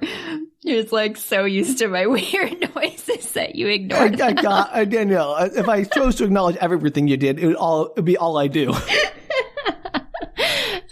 Sorry, continue on. Spear in the middle. Yep. They're being served by a dwarf butler, because every fraternity house has a butler. Yeah, I guess so. Very common occurrence, I hear. And they're talking about the history of Tolkien House and how it was founded by the Lady, a mysterious woman. It was started being built in 1936. And ZZ Top is like, well, that can't be because The Lord of the Rings wasn't even published until the late 50s. So, mystery. And they're like, nah, we don't really think about that very much. How weird. And Chen Han, one of the presidents, is like, it's just part of the mystery. Like, no magic, no mystery. So we just sort of let the mystery fly to have more magic in our lives. Is the house magic? Boy, Danielle. We're about to find out. So they say, okay, we're all here. Thank you for coming. We have much to talk about. Why don't you come with us to Lothlorien where we can talk? So they get into a big elevator that is covered in obsidian slabs, and it takes them very far down into the earth. And it opens up into a completely dark cavern. Mm-hmm. And Chen takes a lantern out, like a gas lantern, and lights it. And even then, they can't see how big the cavern is. He's like, oh, it's part of the mysteriousness of it. We keep it dark. So as they are walking along in the dark, suddenly they come to this giant chasm underground with a single low bridge across it. And it's Khazad-dûm, the big chasm where Gandalf falls into in the Lord of the Rings. And they're like, oh, that's kind of dangerous. And they're like trying to look down and see if they can see the bottom. And they're like, it just can't really be bottomless, can you? And the Tolkien House president are like, it's another one of our magic mysteries. Even though they can hear wind whistling down the chasm. So maybe it really is bottomless. I like the idea that it's not a magic house and somebody just dug a really deep hole to make this house for fun. No railings. There's no way it would ever fly. In a frat house where they hold drunken parties in this area, there'd be 30 dead students a semester who would trip and fall into a bottomless chasm. It's 100%. Crazy. The school would never let this, not even in the 80s would the school let this exist. No one would even let it. It'd be one kid would trip and die and it'd be over. The house would be shut down. The fraternity would be disbanded. Schools can do that. Magic house. Maybe it doesn't look like that way when the president of the school comes and checks it out. Quite possibly. Maybe they bribe him. I don't know. Because money seems to solve all of everyone's problems in this book. For the far end of the bridge is a giant stone door, and they open it up to reveal a wooden glade inside underground, like an underground forest, covered with stars above, and immediately apparent to Lionheart that there's a dome that works like the Hayden Planetarium, where projectors make it look like there are stars and the sky can be changed. And Chen's like, yeah, we can totally control the weather, we can create fog, we can create rain, we can create, light, dawn or dusk or night, and make meteor showers. It's like a magic dome. This is all underground? All underground. Okay, sure. I don't know how the trees survive without sunlight, but here you are. Maybe it has fake sunlight built in that works to grow them. Maybe. I don't know. It's magic, Sam. It's magic. Yeah, come on. It's actually 100% we definitely left reality at this point. But also, this feels like a Tolkien nerd's fan fiction about wouldn't it be cool if I had a house that had an underground forest and Khazad-dûm would be so cool. Actually, it kind of feels like it turned into Ready Player 1 or 2. Yeah, no, I mean, which is exactly what I'm talking about. It's the exact same thing, Danielle. There's books whose whole personalities are they like things. Yep. So they all gather around in a clearing surrounded by a tall hedge. It has a bowl in it filled with water, which is Galadriel's mirror, because again, I won't say it, but you know why. Tolkien nerds. There you go. Momentarily, Lionheart is distracted by a large pale mannequin in a dominatrix outfit that is leaned up against one of the trees in the glade. That seems totally part of the Tolkien mythos, if I recall. Well, this is why Lionheart's like, hey, what's that about? And one of the presidents explains that a while ago there have been a bunch of protests against fraternities for being sexist and, misogynistic. And Tolkien House was feeling left out of that targeting because no one cared about, because there's been Tolkien nerds. They're not like a regular Greek house. And so they purchased the custom sex doll as a joke to show hey, we can be sexist too. And that's supposed to be a funny joke. Yeah, it's so funny. Are there any girls in this entire fraternity? Is it just a male? Fraternities I know that, but I was just wondering if it was a co-ed one. No. But they did invite, the Grey Ladies came along, Miyoko and Fujiko are there with Lionheart and ZZ Top and everyone to have this meeting. So there are women present. Okay. They just don't seem to have an opinion that matters. Love this book. And also, just for fun, the mannequin is holding a bowl of condoms. So, yay. Oh, see, they could have used those back in the city earlier. So Lionheart says, let's get to the point. Why did you invite us to this meeting? And Shen Han's like, we told you already. We want you to become honorary members of our fraternity. And Lionheart's like, why? That's, why'd you ask us to do that? And finally, one of the other presidents, Nildorin, steps forward and brings Lionheart over to the bowl of water and tells him to look inside of it. And suddenly the bowl lights up as projected images come into it, like a slideshow, but it's like fading from one to the other, which is a magical technology in the 80s because they couldn't do projectors that faded from one thing to the next. Fancy. And so staring into the water, he sees pictures of the Tolkien House, and it sort of zooms out to see Ithaca, and then it zooms out on Risley Hall, which is where the Bohemians live, and then it zooms in to show the face of Fujiko. So apparently, Nildorin is in love with Fujiko, and his way of getting to know her is to invite all the Bohemians to join the fraternity. Or he could just go out in the world and meet them. I know. And Lionheart's like, what are you doing? That's crazy. I will introduce you to her for free. She's unattached. I can just do that for you. It's not a problem. It's like the most complicated solution to an easy problem. No, and Lionheart's like, no, like I said, he says, I'll do it. I'll just introduce you to her. But they're like, no, it's in the spirit of it. We just want to make the trade because it feels more like in the spirit of it. That's literally the only explanation they give as to why they're doing this. I disagree. It is weird. I don't know why they even consider this. But before they agree to join, Lionheart has some questions. He first asks about how they feel about the rat frat, Rho Alpha Tau, because they're, other Greek, they're still part of the Greek system, even though they are a Tolkien fantasy house. I don't know how that factors into it. But they're like, no, we don't like them because everyone hates them. He's like, good. And then let me ask you one very serious question before I agree to join your frat with my Bohemians. And I'll be able to tell if you're lying just by looking at your face because apparently that's a power I have. Okay. Do the girls get to join the fraternity? Is he doing an open invitation? Okay. So all the Bohemians become honorary members, not actual members, right. Honorary members. And Lionheart looks him in the face and says, has there been a rape here at Tolkien House? And he goes on to explain about how, sometimes at fraternity parties, a woman gets really drunk, or maybe some people get her really drunk, and then when she's passed out or not at her best, they'll take advantage of her. So he basically explains the concept of date rape to these guys. Right. And they're like, nope, never happened here. And he's like, cool. In that case, we're in. Because apparently, Lucius correctly guesses that you've had something bad happen to you, one of your members, someone who had a bad experience at a fraternity house. Mm-hmm. And he's like, yep, and I want to make sure I never be part of anything that is part of that same kind of system. To be fair, I mean, I'm not saying that they're lying, but would a fraternity be like, yep, that's totally happened here? Would you answer that question? I get that you're supposed to be able to tell a lie. I get it. Yeah, that's Lionheart's like, I can totally tell if you're lying, so it's totally cool. But also, maybe they wouldn't necessarily even know about it. If they have a giant rager and they all get blackout drunk, how do they know? That's certainly true. I don't think they're having giant ragers, to be Danielle, fair. They absolutely do have giant ragers. We'll get to one, I promise. Maybe they're just having it now because they all have honorary members. Maybe it's their first one, Sam. No.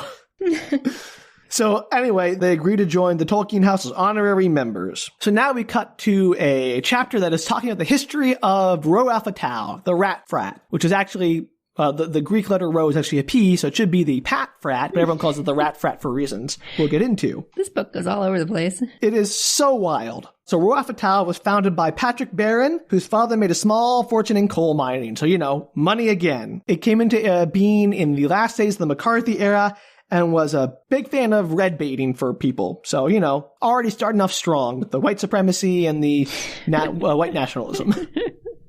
When Martin Luther King was assassinated, they had a Martin Luther King party, which was a quote-unquote very exclusive affair where they all dressed up in costumes, and the vice president showed up in blackface wearing a bloodstained shirt to represent Martin Luther King. They're terrible. They're again, cartoonishly evil, Danielle. So bad. I don't like it. In the spring of the following year, Cornell made national headlines when a group of militant black students staged a takeover of the Willard Strait Hall during the Parents' Weekend. And this is actually an event that happened. The author makes mention of this in the foreword for this book, that these are based on actual events. There was a black student takeover, even though the rat frat didn't exist and wasn't involved in this. Another fraternity did get involved in part of the rout of the students from the hall. Mm-hmm. I don't know the history of Cornell well enough to make any comments on how much of this is true or isn't. I'm just going to go with what this book says and leave it at that. Okay. So the vice president of the rat frat from earlier, who is now the full president, led a commando force of 25 Rho Alpha Taus into the hall to try to, throw out the black students who had taken it over. They immediately get just, rejected, thrown out of the building, fail immediately, absolutely comically bad at it. And then rumors fly about maybe getting like guns to try to get the students out. And so the black students import some guns and the tensions rise. Eventually, things get resolved without bloodshed, but it made national headlines and basically created a whole like hullabaloo on campus where it might have gotten that much attention if it hadn't been blown out of proportion by the reaction of the Rho Alpha Taus. And then some weeks later, one of the black students from the takeover went and painted a leg on the P of the Pat Frat's house to make it into an R, and that's how they got the name Rat Frat. Now we know. Now we know. So is that whole story just to tell you how the Rat Frat got its name? And to establish their character as awful, awful people.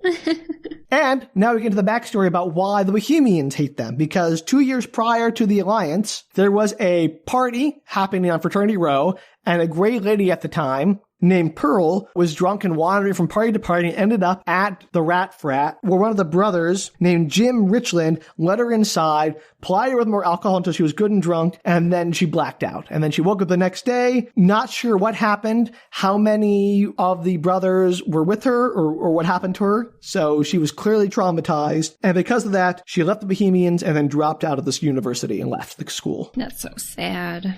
Yeah, so a truly awful thing that happened. And so that sort of establishes the relationship between Lionheart, who swore vengeance on Rho Alpha Taus for how they had treated one of his people, and especially against Jack Barron, the president of the rats. Totally fair. Or the kid that got her drunk. Yeah, or maybe. I don't know. Again, Danielle, it's not clear who's responsible for any of these things. Okay. All right, next chapter. Let's just move on. Lighten things up a bit, because this chapter is not at all disturbing. What's it called? Jinsei and the Black Knight. Okay. So we cut back to Mr. Sunshine. He's in his library. He's making some notes on the story of the Fool on the Hill, and he adds 2 sentences. He types, "Set Ragnarok up against Jack Barron," and then Ragnarok's trial is not George's trial, to establish that these are 2 separate people on their own separate plots, and they are not the same. Okay. I'm glad we established that. It was important. So now we cut to Jinsei, who is going to a dance with Lenny Chu. He is a student that she fished out of a seemingly cloned engineering students who are all nerdy and wore steel rimmed glasses because stereotypes. Those are common. And she doesn't actually know if she likes them. She just picked them at random. But Lenny is totally into her. So, what a great thing. It might be. You don't know. See how the night turns out. Possibly. They are headed towards the Cornell Asian American United Dance to go celebrate as their first date. The Bohemians are there too, with the gray ladies, who apparently are all Asian women because reasons. I don't know.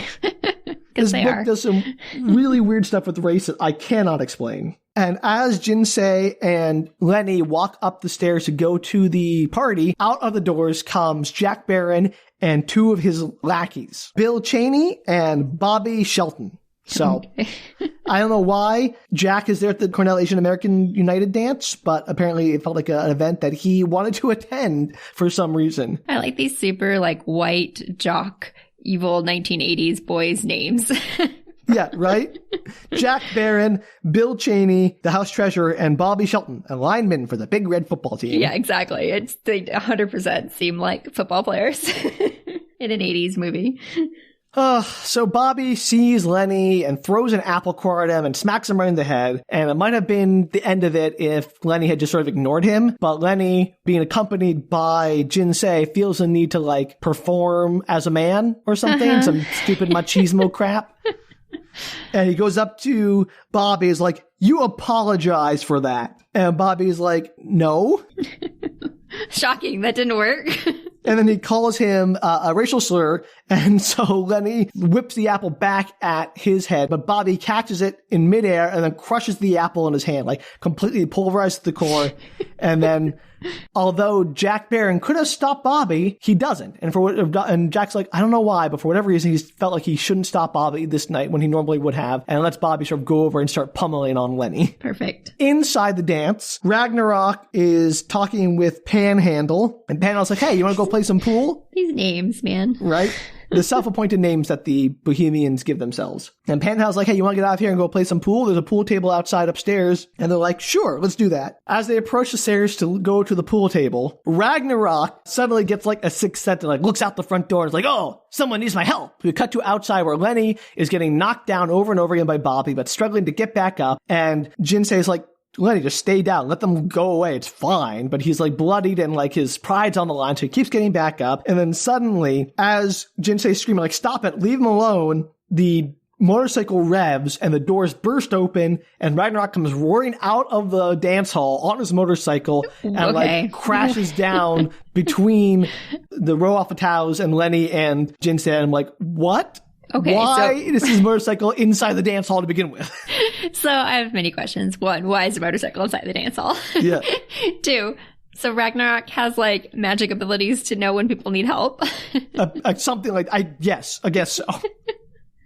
This book. Why is it inside the motorcycle? Why was it inside? No, I don't know why, but he had it inside the dance hall and tried to ride it out through the doors to make a grand entrance by like leaping over the stairs on his motorcycle to land and like do like a cool skid turn and be like, leave her alone, dude. Which means he had to like drive it up the stairs to get it inside to begin with. It's bizarre. Again, this book, my note here says like, this feels like Michael Bay wrote this part because it's more concerned with like looking cool than making any sense. And I'm sure that would look cool from an outsider perspective. But yeah, you can totally see that in a Michael Bay movie, I bet. Like, this is the kind of thing that would happen. Like, that doesn't make any sense, but hey, it looks cool. Maybe some explosions in the background to make it even cooler. So he saves the day. So he lands out there and he confronts Bobby and Bill Cheney, and Bobby charges at him, but Ragnarok takes out a mace and just like slams Bobby in the stomach with his mace. It's like tears him out. As we do, all carry around maces. He is the Minister of Defense, so. That's true. I'll give him a point. I'll pass. I'll give it a pass. Maybe he has a mace on him. So then when Bill Cheney comes up to him, he does like the cool guy thing, which he lets Bill Cheney like take 2 free hits on him and it like doesn't phase him. And so then he like lays him out with 1 punch because he's just so cool. My dad always gets really mad when we watch movies and a good guy gets like punched in the face really hard. He's like, that guy would be down. There's not like, you don't just keep getting punched in the face over and over and like not knocked out. He gets really mad about it. Yeah, yes, your father is right. It's absolutely ridiculous, but boy, does it look cool. So then Ragnarok sort of confronts Jack, who is standing back without his goons anymore. And he's like, come at me, Jack. He's like goading him to give him a reason to beat the crap out of Jack. Mm-hmm. But Jack's like, no, I'm not going to give you a reason. If you're going to kill me, you're going to have to do it on your own without provocation. He's like playing it cool, although he's secretly freaking out inside and totally scared. I hope so. Of Ragnarok. So Ragnarok starts like advancing on him and is like, you know what? I don't need to attack you. I'm just going to leave you with fear.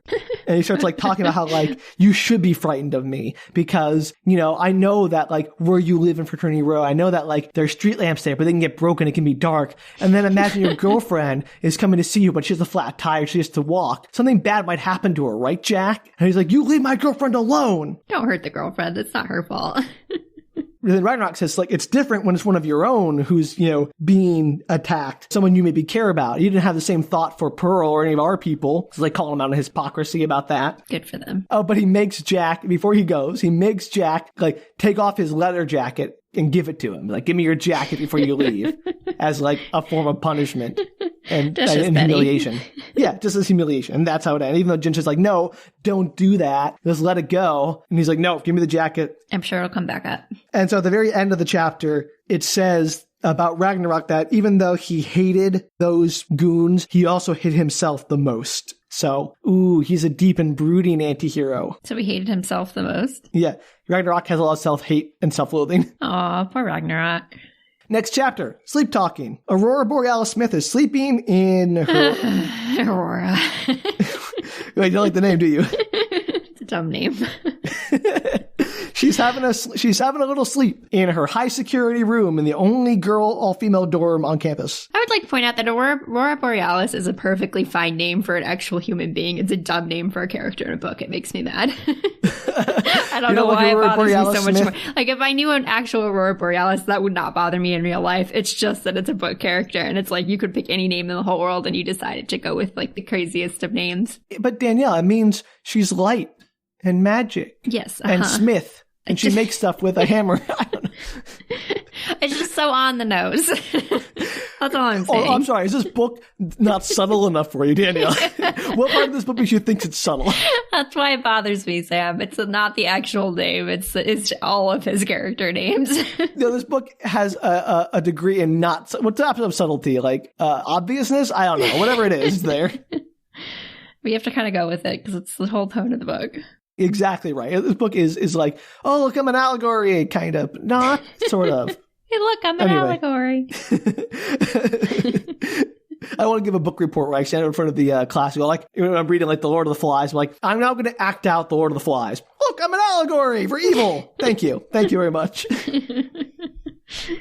The end. The end. So Aurora Borealis Smith is dreaming. I also want to point out that her name is ABS, which I don't think anti-lock braking systems existed in the 80s, but that's a new abbreviation that her name could mean. My 1985 car would agree with you that I had previously as a child.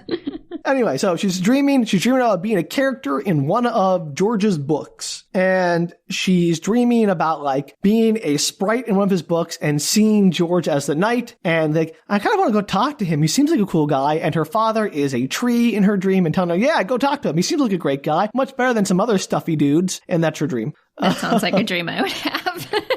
Yep. You wake up and you're like, huh.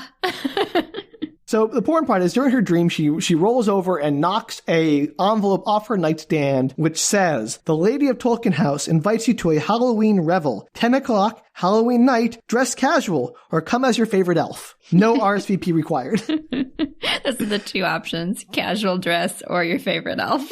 Also, Halloween has an apostrophe between the two E's because reasons. Halloween. Halloween.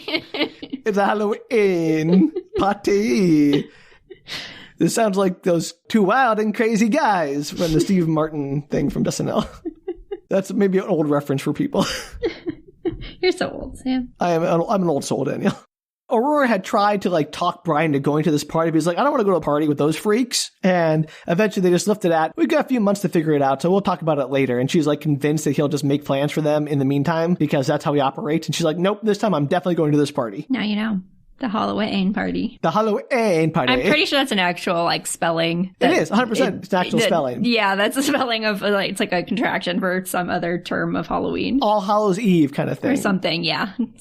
But yes, Halloween is how I'm going to It's a Halloween the revel. rest of my life. I will never refer to Halloween as anything else. Get that glottal stop in there. Crack ourselves up. Well, we have to make someone laugh during this show. This is what our listeners come for. So, we cut to Hobart, who is alone in the clock tower, drinking. Hobart the grandfather.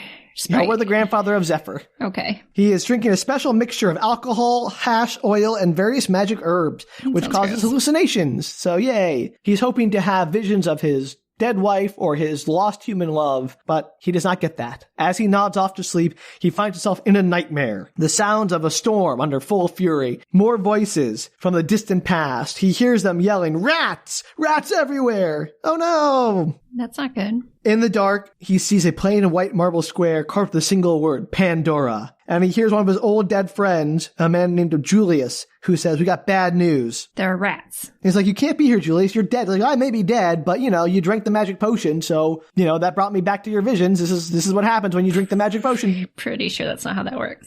Apparently it is. He's not like back from the dead. He's just like a vision visiting him because of the magic hallucination drugs. He's a little bit back from the dead, though. A little bit. Like, this is clearly a warning coming to him through the magic grapevine. Right. And he tells Hobart, like, "We never killed him, Hobart." He's like, "We never killed him. We just trapped him underground, buried him, but we never actually killed him." And Hobart's like, "He has to be dead. No one can survive 100 years without any food, buried underground." And he's like, "Nope, he's still alive. You don't have to believe me, but he is." That's not good. So he's going to get out, Hobart. He's coming for you. So, here's your warning. Beware the Ides of March, Hobart. He's Julius. That's right. That's a joke. That's a funny joke, Sam. Good job. I didn't make the joke, Danielle, so don't ask me. And so Hobart is left with this terrible vision of pretending doom. On the Ides of March. On the Ides of March. Okay. Now we go to Ragnarok. Ragnarok's dream. Next chapter. Is this just a whole dream chapter where everybody has dreams? Oh, yes. I hate these. What was that book that I did that had the girl who dreamt 12,000 times? Or was that Love? your dream? Or was that the book you did? What was one of the Christopher Pike books? Oh, It was the robot one. it wasn't the robot one. But the robot girl did have a bunch of dreams. Well, it's sort of the one in... I know it's a popular trope with Christopher Pike. Yeah, because she had a bunch of dreams about like all the people dying. That's how she knew where the skull was. The Hawaii one. Yeah. Murder in Hawaii, or whatever it was called. No, it's not called Murder in Hawaii. I cannot remember the title of that book. I can't remember the title of mine either. Oh, that's terrible. Yours was something like, came from the future. I don't know. VCRs. Why are the Christopher Pike books the ones we can't remember the names for? Because they're really generic titles. They are really generic titles, that's true. Well, I'll remember in like 20 minutes and let you know. Sorry. Anyway, dreams. Ragnarok is with Jinsei later after having dropped Lenny out his dorm so he could go in and get cleaned up. Lenny, because of his pride, is unwilling to get checked out at the infirmary because men. Boys are dumb. Yes, thank you. And Jinsei's like, well, I don't know how to thank you for helping me. He's like, I don't deserve thanks for what I did. All I did was give them a lesson what real bullying is all about. Okay. And she's like, well, maybe it's not so bad hurting those kinds of people. And he's like, maybe, but they also feel that way about hurting other people. So it's like, that's not justification. She's like, you mentioned that your father had sold your soul to the devil during his like evil speech. Like, my father sold his soul to the devil and mine with it. That's why you have to be afraid of me. That's why I'm so evil. Ragnarok? Yeah. Okay. She asked Ragnarok, what did that all mean? And he's like, no, I don't want to tell you. So he doesn't. So Ragnarok is suggesting that his father sold both his own soul and his son's soul to the devil. Yeah. Are you allowed to sell other people's souls? That was my thought. I'm like, he sold his own soul and a good part of mine. I'm like, that doesn't, like, I don't you have think to that's agree how, to a contract? I don't think like devil mythos actually allows for that to happen. You have to like willingly enter into the contract, as far as I recall. That would be my assumption too, Danielle, but what do I know? I've never done it. Okay, Mr. Ruff, I am not sure I believe this part of your story. So Ragnarok is like, unless Lenny calls the cops and, turns him in, Jack is not going to remember any of this. He's not going to learn anything from this. He's just going to be like angrier and more hate-filled because the only thing Jack really fears is the interfraternity council or whatever coming down on him for some reason. Like, that's his big bugaboo. Who cares about the police or anything above that? I know. And so she's like, before you go, Ragnarok, who's going to cheer you up? It looks like you're so sad. And Ragnarok's like, I don't need cheering up. You go help Lenny. Don't go thinking you're safe here from all the rednecks just because they teach Marx over in the government department. It's still like dangerous for people here. Mm-hmm.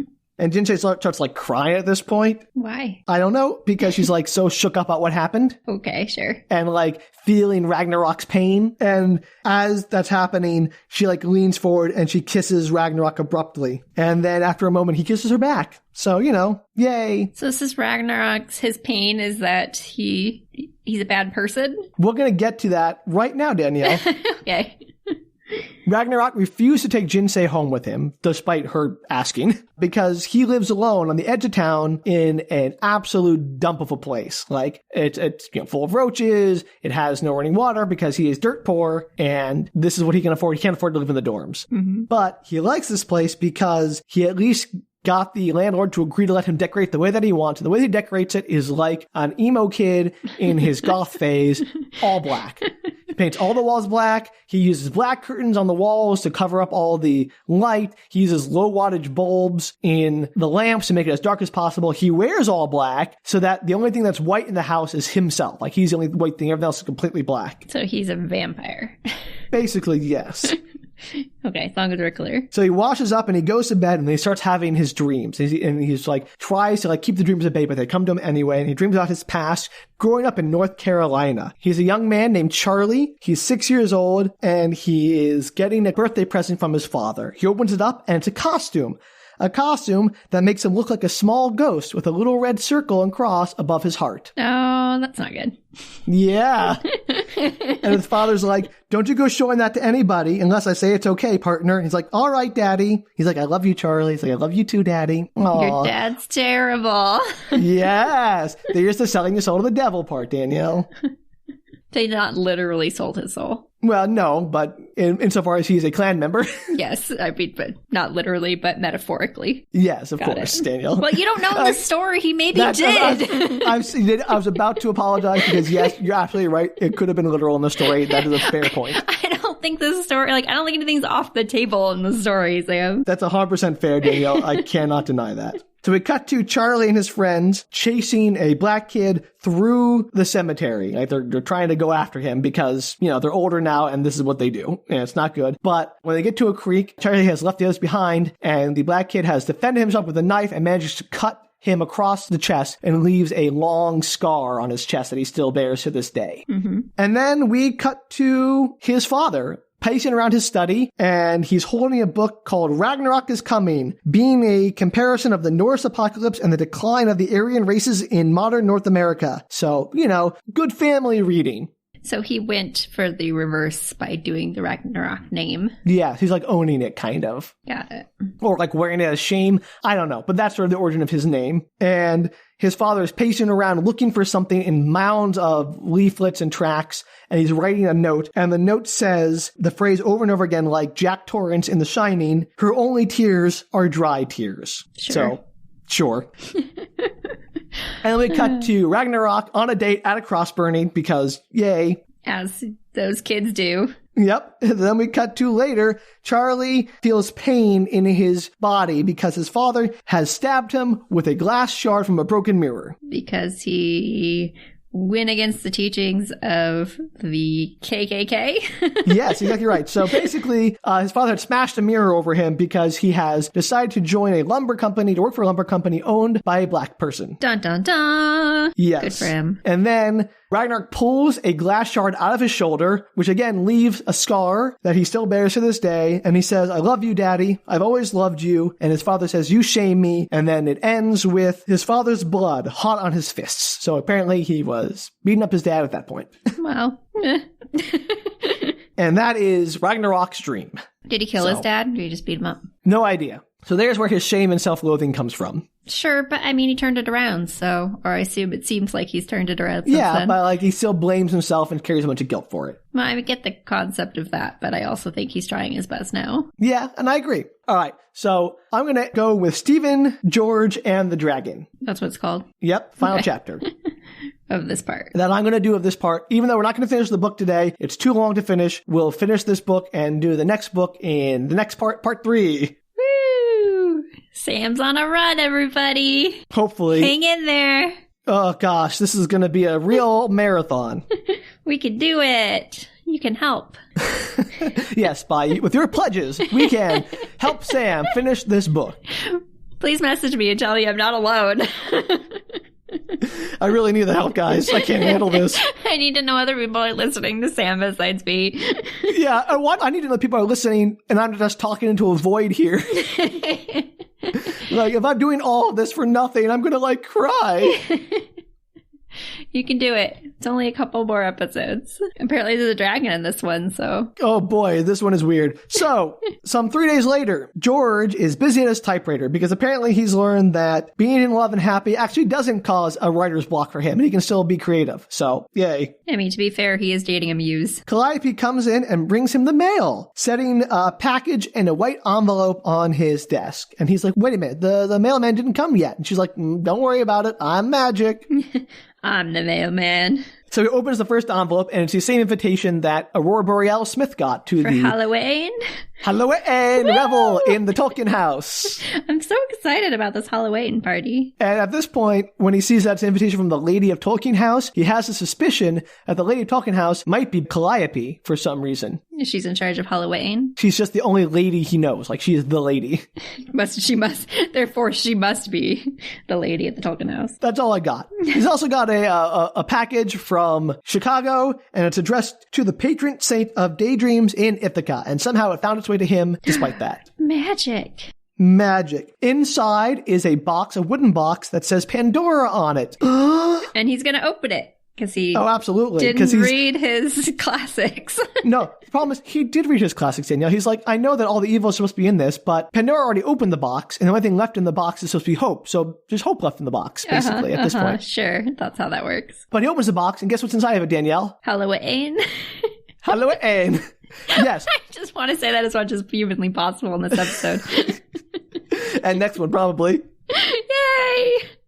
What's inside is a silver dragon. Key. Ah, okay. I'll go with The key. silver dragon, about a foot long, very well carved with How big is blue this eyes. About a foot long. Oh, in my head, it was like a tiny box, like a jewelry box. It was very perplexing. I know, but there you go. Maybe it's curled around so it's a little bit smaller, but it says the foot from tail to snout, so figure it out. Okay. It's a giant box. And he asked Calliope, like, hey, who do we know in Chicago who could have sent this? And she's like, maybe the Mayor Daley? Maybe he liked one of your books and wanted to send you a present. And he's like, I don't think so. I like that he asked her who they knew. Like, they'd been dating for long enough that she would know who he knows in Chicago. Yeah. I mean, I think he's using his weed like, who do you know in Chicago is what he's really getting at. Because he's like very suspicious of all of this. He should be. And he's like, dragons can't fly. They're aerodynamically unsound. And she's like, well, bumblebees can fly, but they're aerodynamically unsound. I don't think that's true. And we all know that's BS. Bumblebees are totally aerodynamically sound. Yeah, I'm pretty sure it's fine. Yeah, it's perfectly well understood how they fly. And this comes from this French book or this German scientist who are spreading these rumors around that bumblebees can't fly based on some calculations. That apparently Sam looked up the history of so that he could share it one day on the podcast. I do like dispelling these dumb myths like that bumblebees shouldn't be able to fly or that like people only use 10% of their brains because or that goldfish only have a 3-second memory. Yeah, whatever. Yeah, it's total BS. But it's not that they're just BS, but if you start to think about it for more than 5 seconds, they don't make any sense. Like, if we only use 10% of our brain and it uses like 20% of the power of our energy output of our body, what an awful, awful system evolutionarily that would be.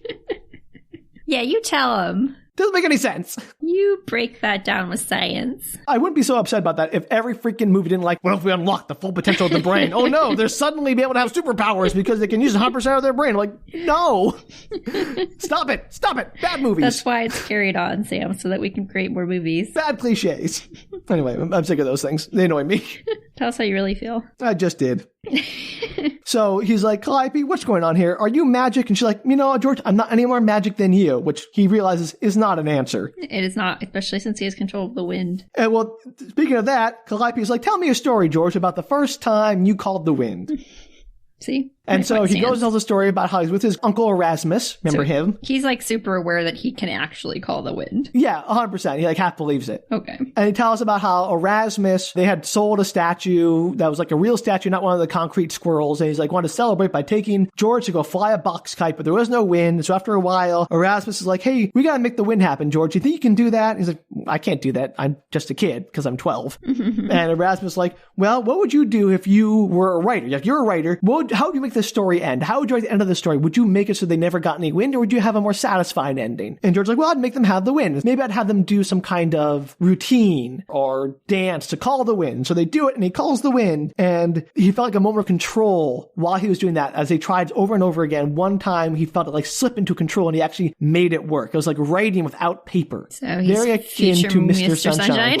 Yes, that's his magic. And so Calliope's like, I'm going to have to teach you how to do that, George. And like, do you think you could do that for like other things besides the wind? What if your life depended on it? He's like, well, maybe. Is this the origin story of Mr. Sunshine? No, maybe. I don't remember how it ends. I don't remember. I've only read this 3 times. But I don't think it does. I think it ends in a much less interesting way without him becoming like cursed to be the next Mr. Sunshine, like in the Tim Allen Santa Claus movie where whoever kills him becomes him and is cursed forever to live without connection to humankind. I would really like to think that's what happens. It'd be a better story. And then George starts to hallucinate. Like the colors in the couch start to blend together and things get all wavy. He's like, did you put something in my tea? And Calliope says, maybe. Just something to expand your mind a little and to help you defend yourself. I would like, be so mad. You do not drug somebody like that. Like, I don't care if you're like a magic muse trying to unlock his hidden potential. Like, that is not okay, Calliope. And he probably would have said yes if she had just asked. Is the stupid 100%. part? No, he would 100% on board. He starts hallucinating, and then he notices that aside from everything looking all wavy and weird, the silver dragon is starting to grow and come to life. Yay! Dragons. Did you name it Deborah? Deborah. Deborah the dragon. Deborah the dragon. There's a callback to the first overlong book I did that people did not want to slog through, and I don't blame them. I liked that one. I think it got progressively weirder. I think that was like... No, that one wasn't one where like it had a lot of payoff, but boy, was there a lot you had to slog through to get to the payoff. Yeah, I like actually the like later episodes were much better on that one because that was crazy. It got It starts out as like generic fantasy and then gets like progressively off the rails, which is why I like to do that for the podcast. Yeah, so stick with us, everybody. They get weirder. Usually, like, I mean, again, this book was 100% set up in the first chapter, in the first part. So, like, not very interesting. Things are starting to go off the rails here. Deborah the dragon. And he's like, Calliope, what'd you do to me? And then she's like, I'm already gone, and then vanishes before his eyes. I'm already gone. I'm going to start saying that to people when I'm leaving. Where you going? I'm already gone. You do the sound. So the dragon starts like inhaling and inflating itself and growing bigger and bigger. And without thinking, George just like kicks over the coffee table, sending the dragon and the box flying across the room while he scrambles to like defend himself. And the only thing he can find to defend himself with is Calliope's robe, which he grabs. And as the dragon lunges at him, he like entangles it and like wraps it around its neck and starts like choking the dragon out. Sure, why not? It's not as big as like a dog, like a medium-sized dog, and it keeps getting bigger. But the dragon manages to escape from the robe, and as it's just entangling itself, George runs out through the kitchen, starts throwing like Pop-Tarts and stuff at the dragon, which does nothing. And then he runs into his bedroom and like slams the door behind him and like locks the door. He's like, oh, what are we gonna do? There was nothing in the kitchen he grabbed. Knives, anything. Nope. Did not bother with any of that stuff. George is not in my apocalypse team. Well, he's about to be, because he starts thinking, what was it that Calliope said? Writing without paper? And so he starts thinking to himself, okay, I needed there to be a sword on my bed. Nothing happens. And he keeps on thinking about it until finally he has like a moment of crossover again where he thinks not that he wants there to be a sword on his bed, but that there is a sword on his bed. Mm-hmm. It's like he's forming reality around him. And suddenly a sword hilt pokes up out of the sheet, and a big old sword starts lifting itself out of the mattress of his bed. And he runs up, grabs a sword. He's like, all right, dragon, I'm ready. Come on in. And the dragon bursts in, trailing smoke like a locomotive. So there's your train reference. Choo-choo. Dragon train. Dragon train. All aboard the dragon train. Dragon train. I would watch that show. I know you would. 100% seems like something you'd watch. I take that as a compliment, Danielle.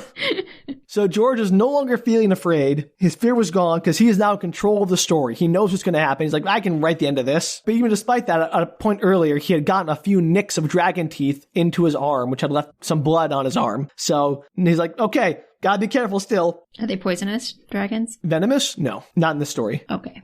That's good. So he got bit. So the dragon comes in and George just lops its head off with the sword in a shower of sparks. That was not dramatic. Nope. And then he wakes up because it was a dream. Was it, Sam? Was it? Yes. Yes, it was.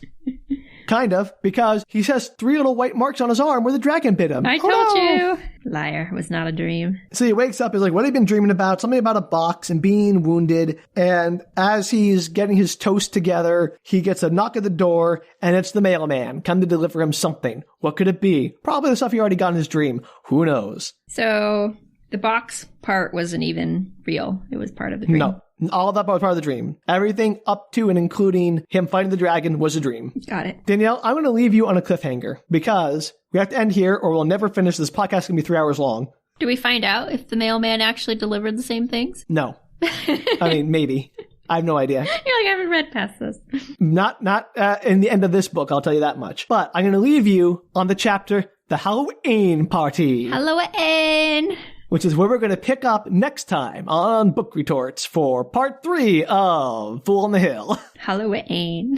Hallowe'en party. Yay. Oh, there was a lot in there. There's a semblance of a plot starting to shape itself together. At least got characters interacting and having conflict, so that's a good start. Is George having to take on the dragon supposed to be some kind of like learning lesson for later in the story? Yes, it's him learning how to write without paper. Okay. To control reality with his mind. Use magic, essentially. But not take on dragons. I mean... No more dragons in the story. Danielle, if Deborah shows up, that'd be awesome.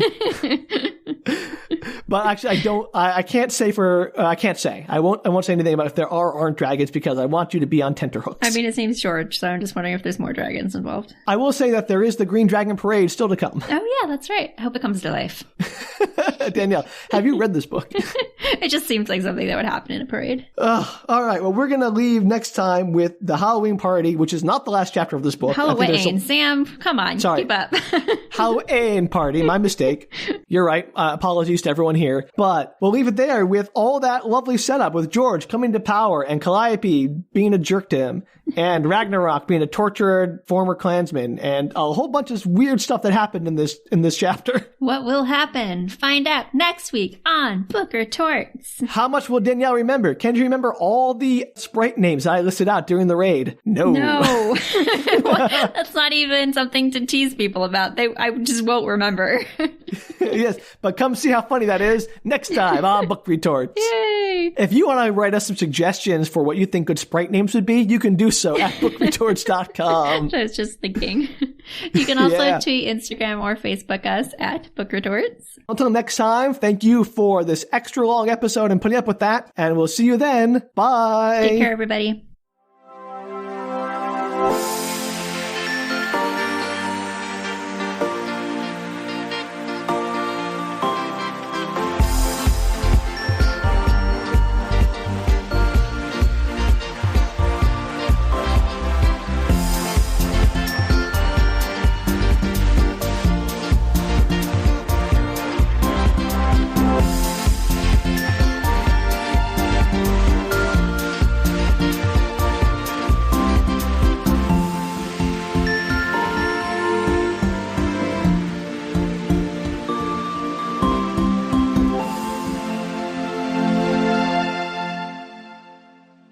Are we stopping recording? I mean, we can. We have enough, probably. Do we? Do we have enough, Sam? I don't know if we have enough, Danielle. I mean, it was only 2.5 hours.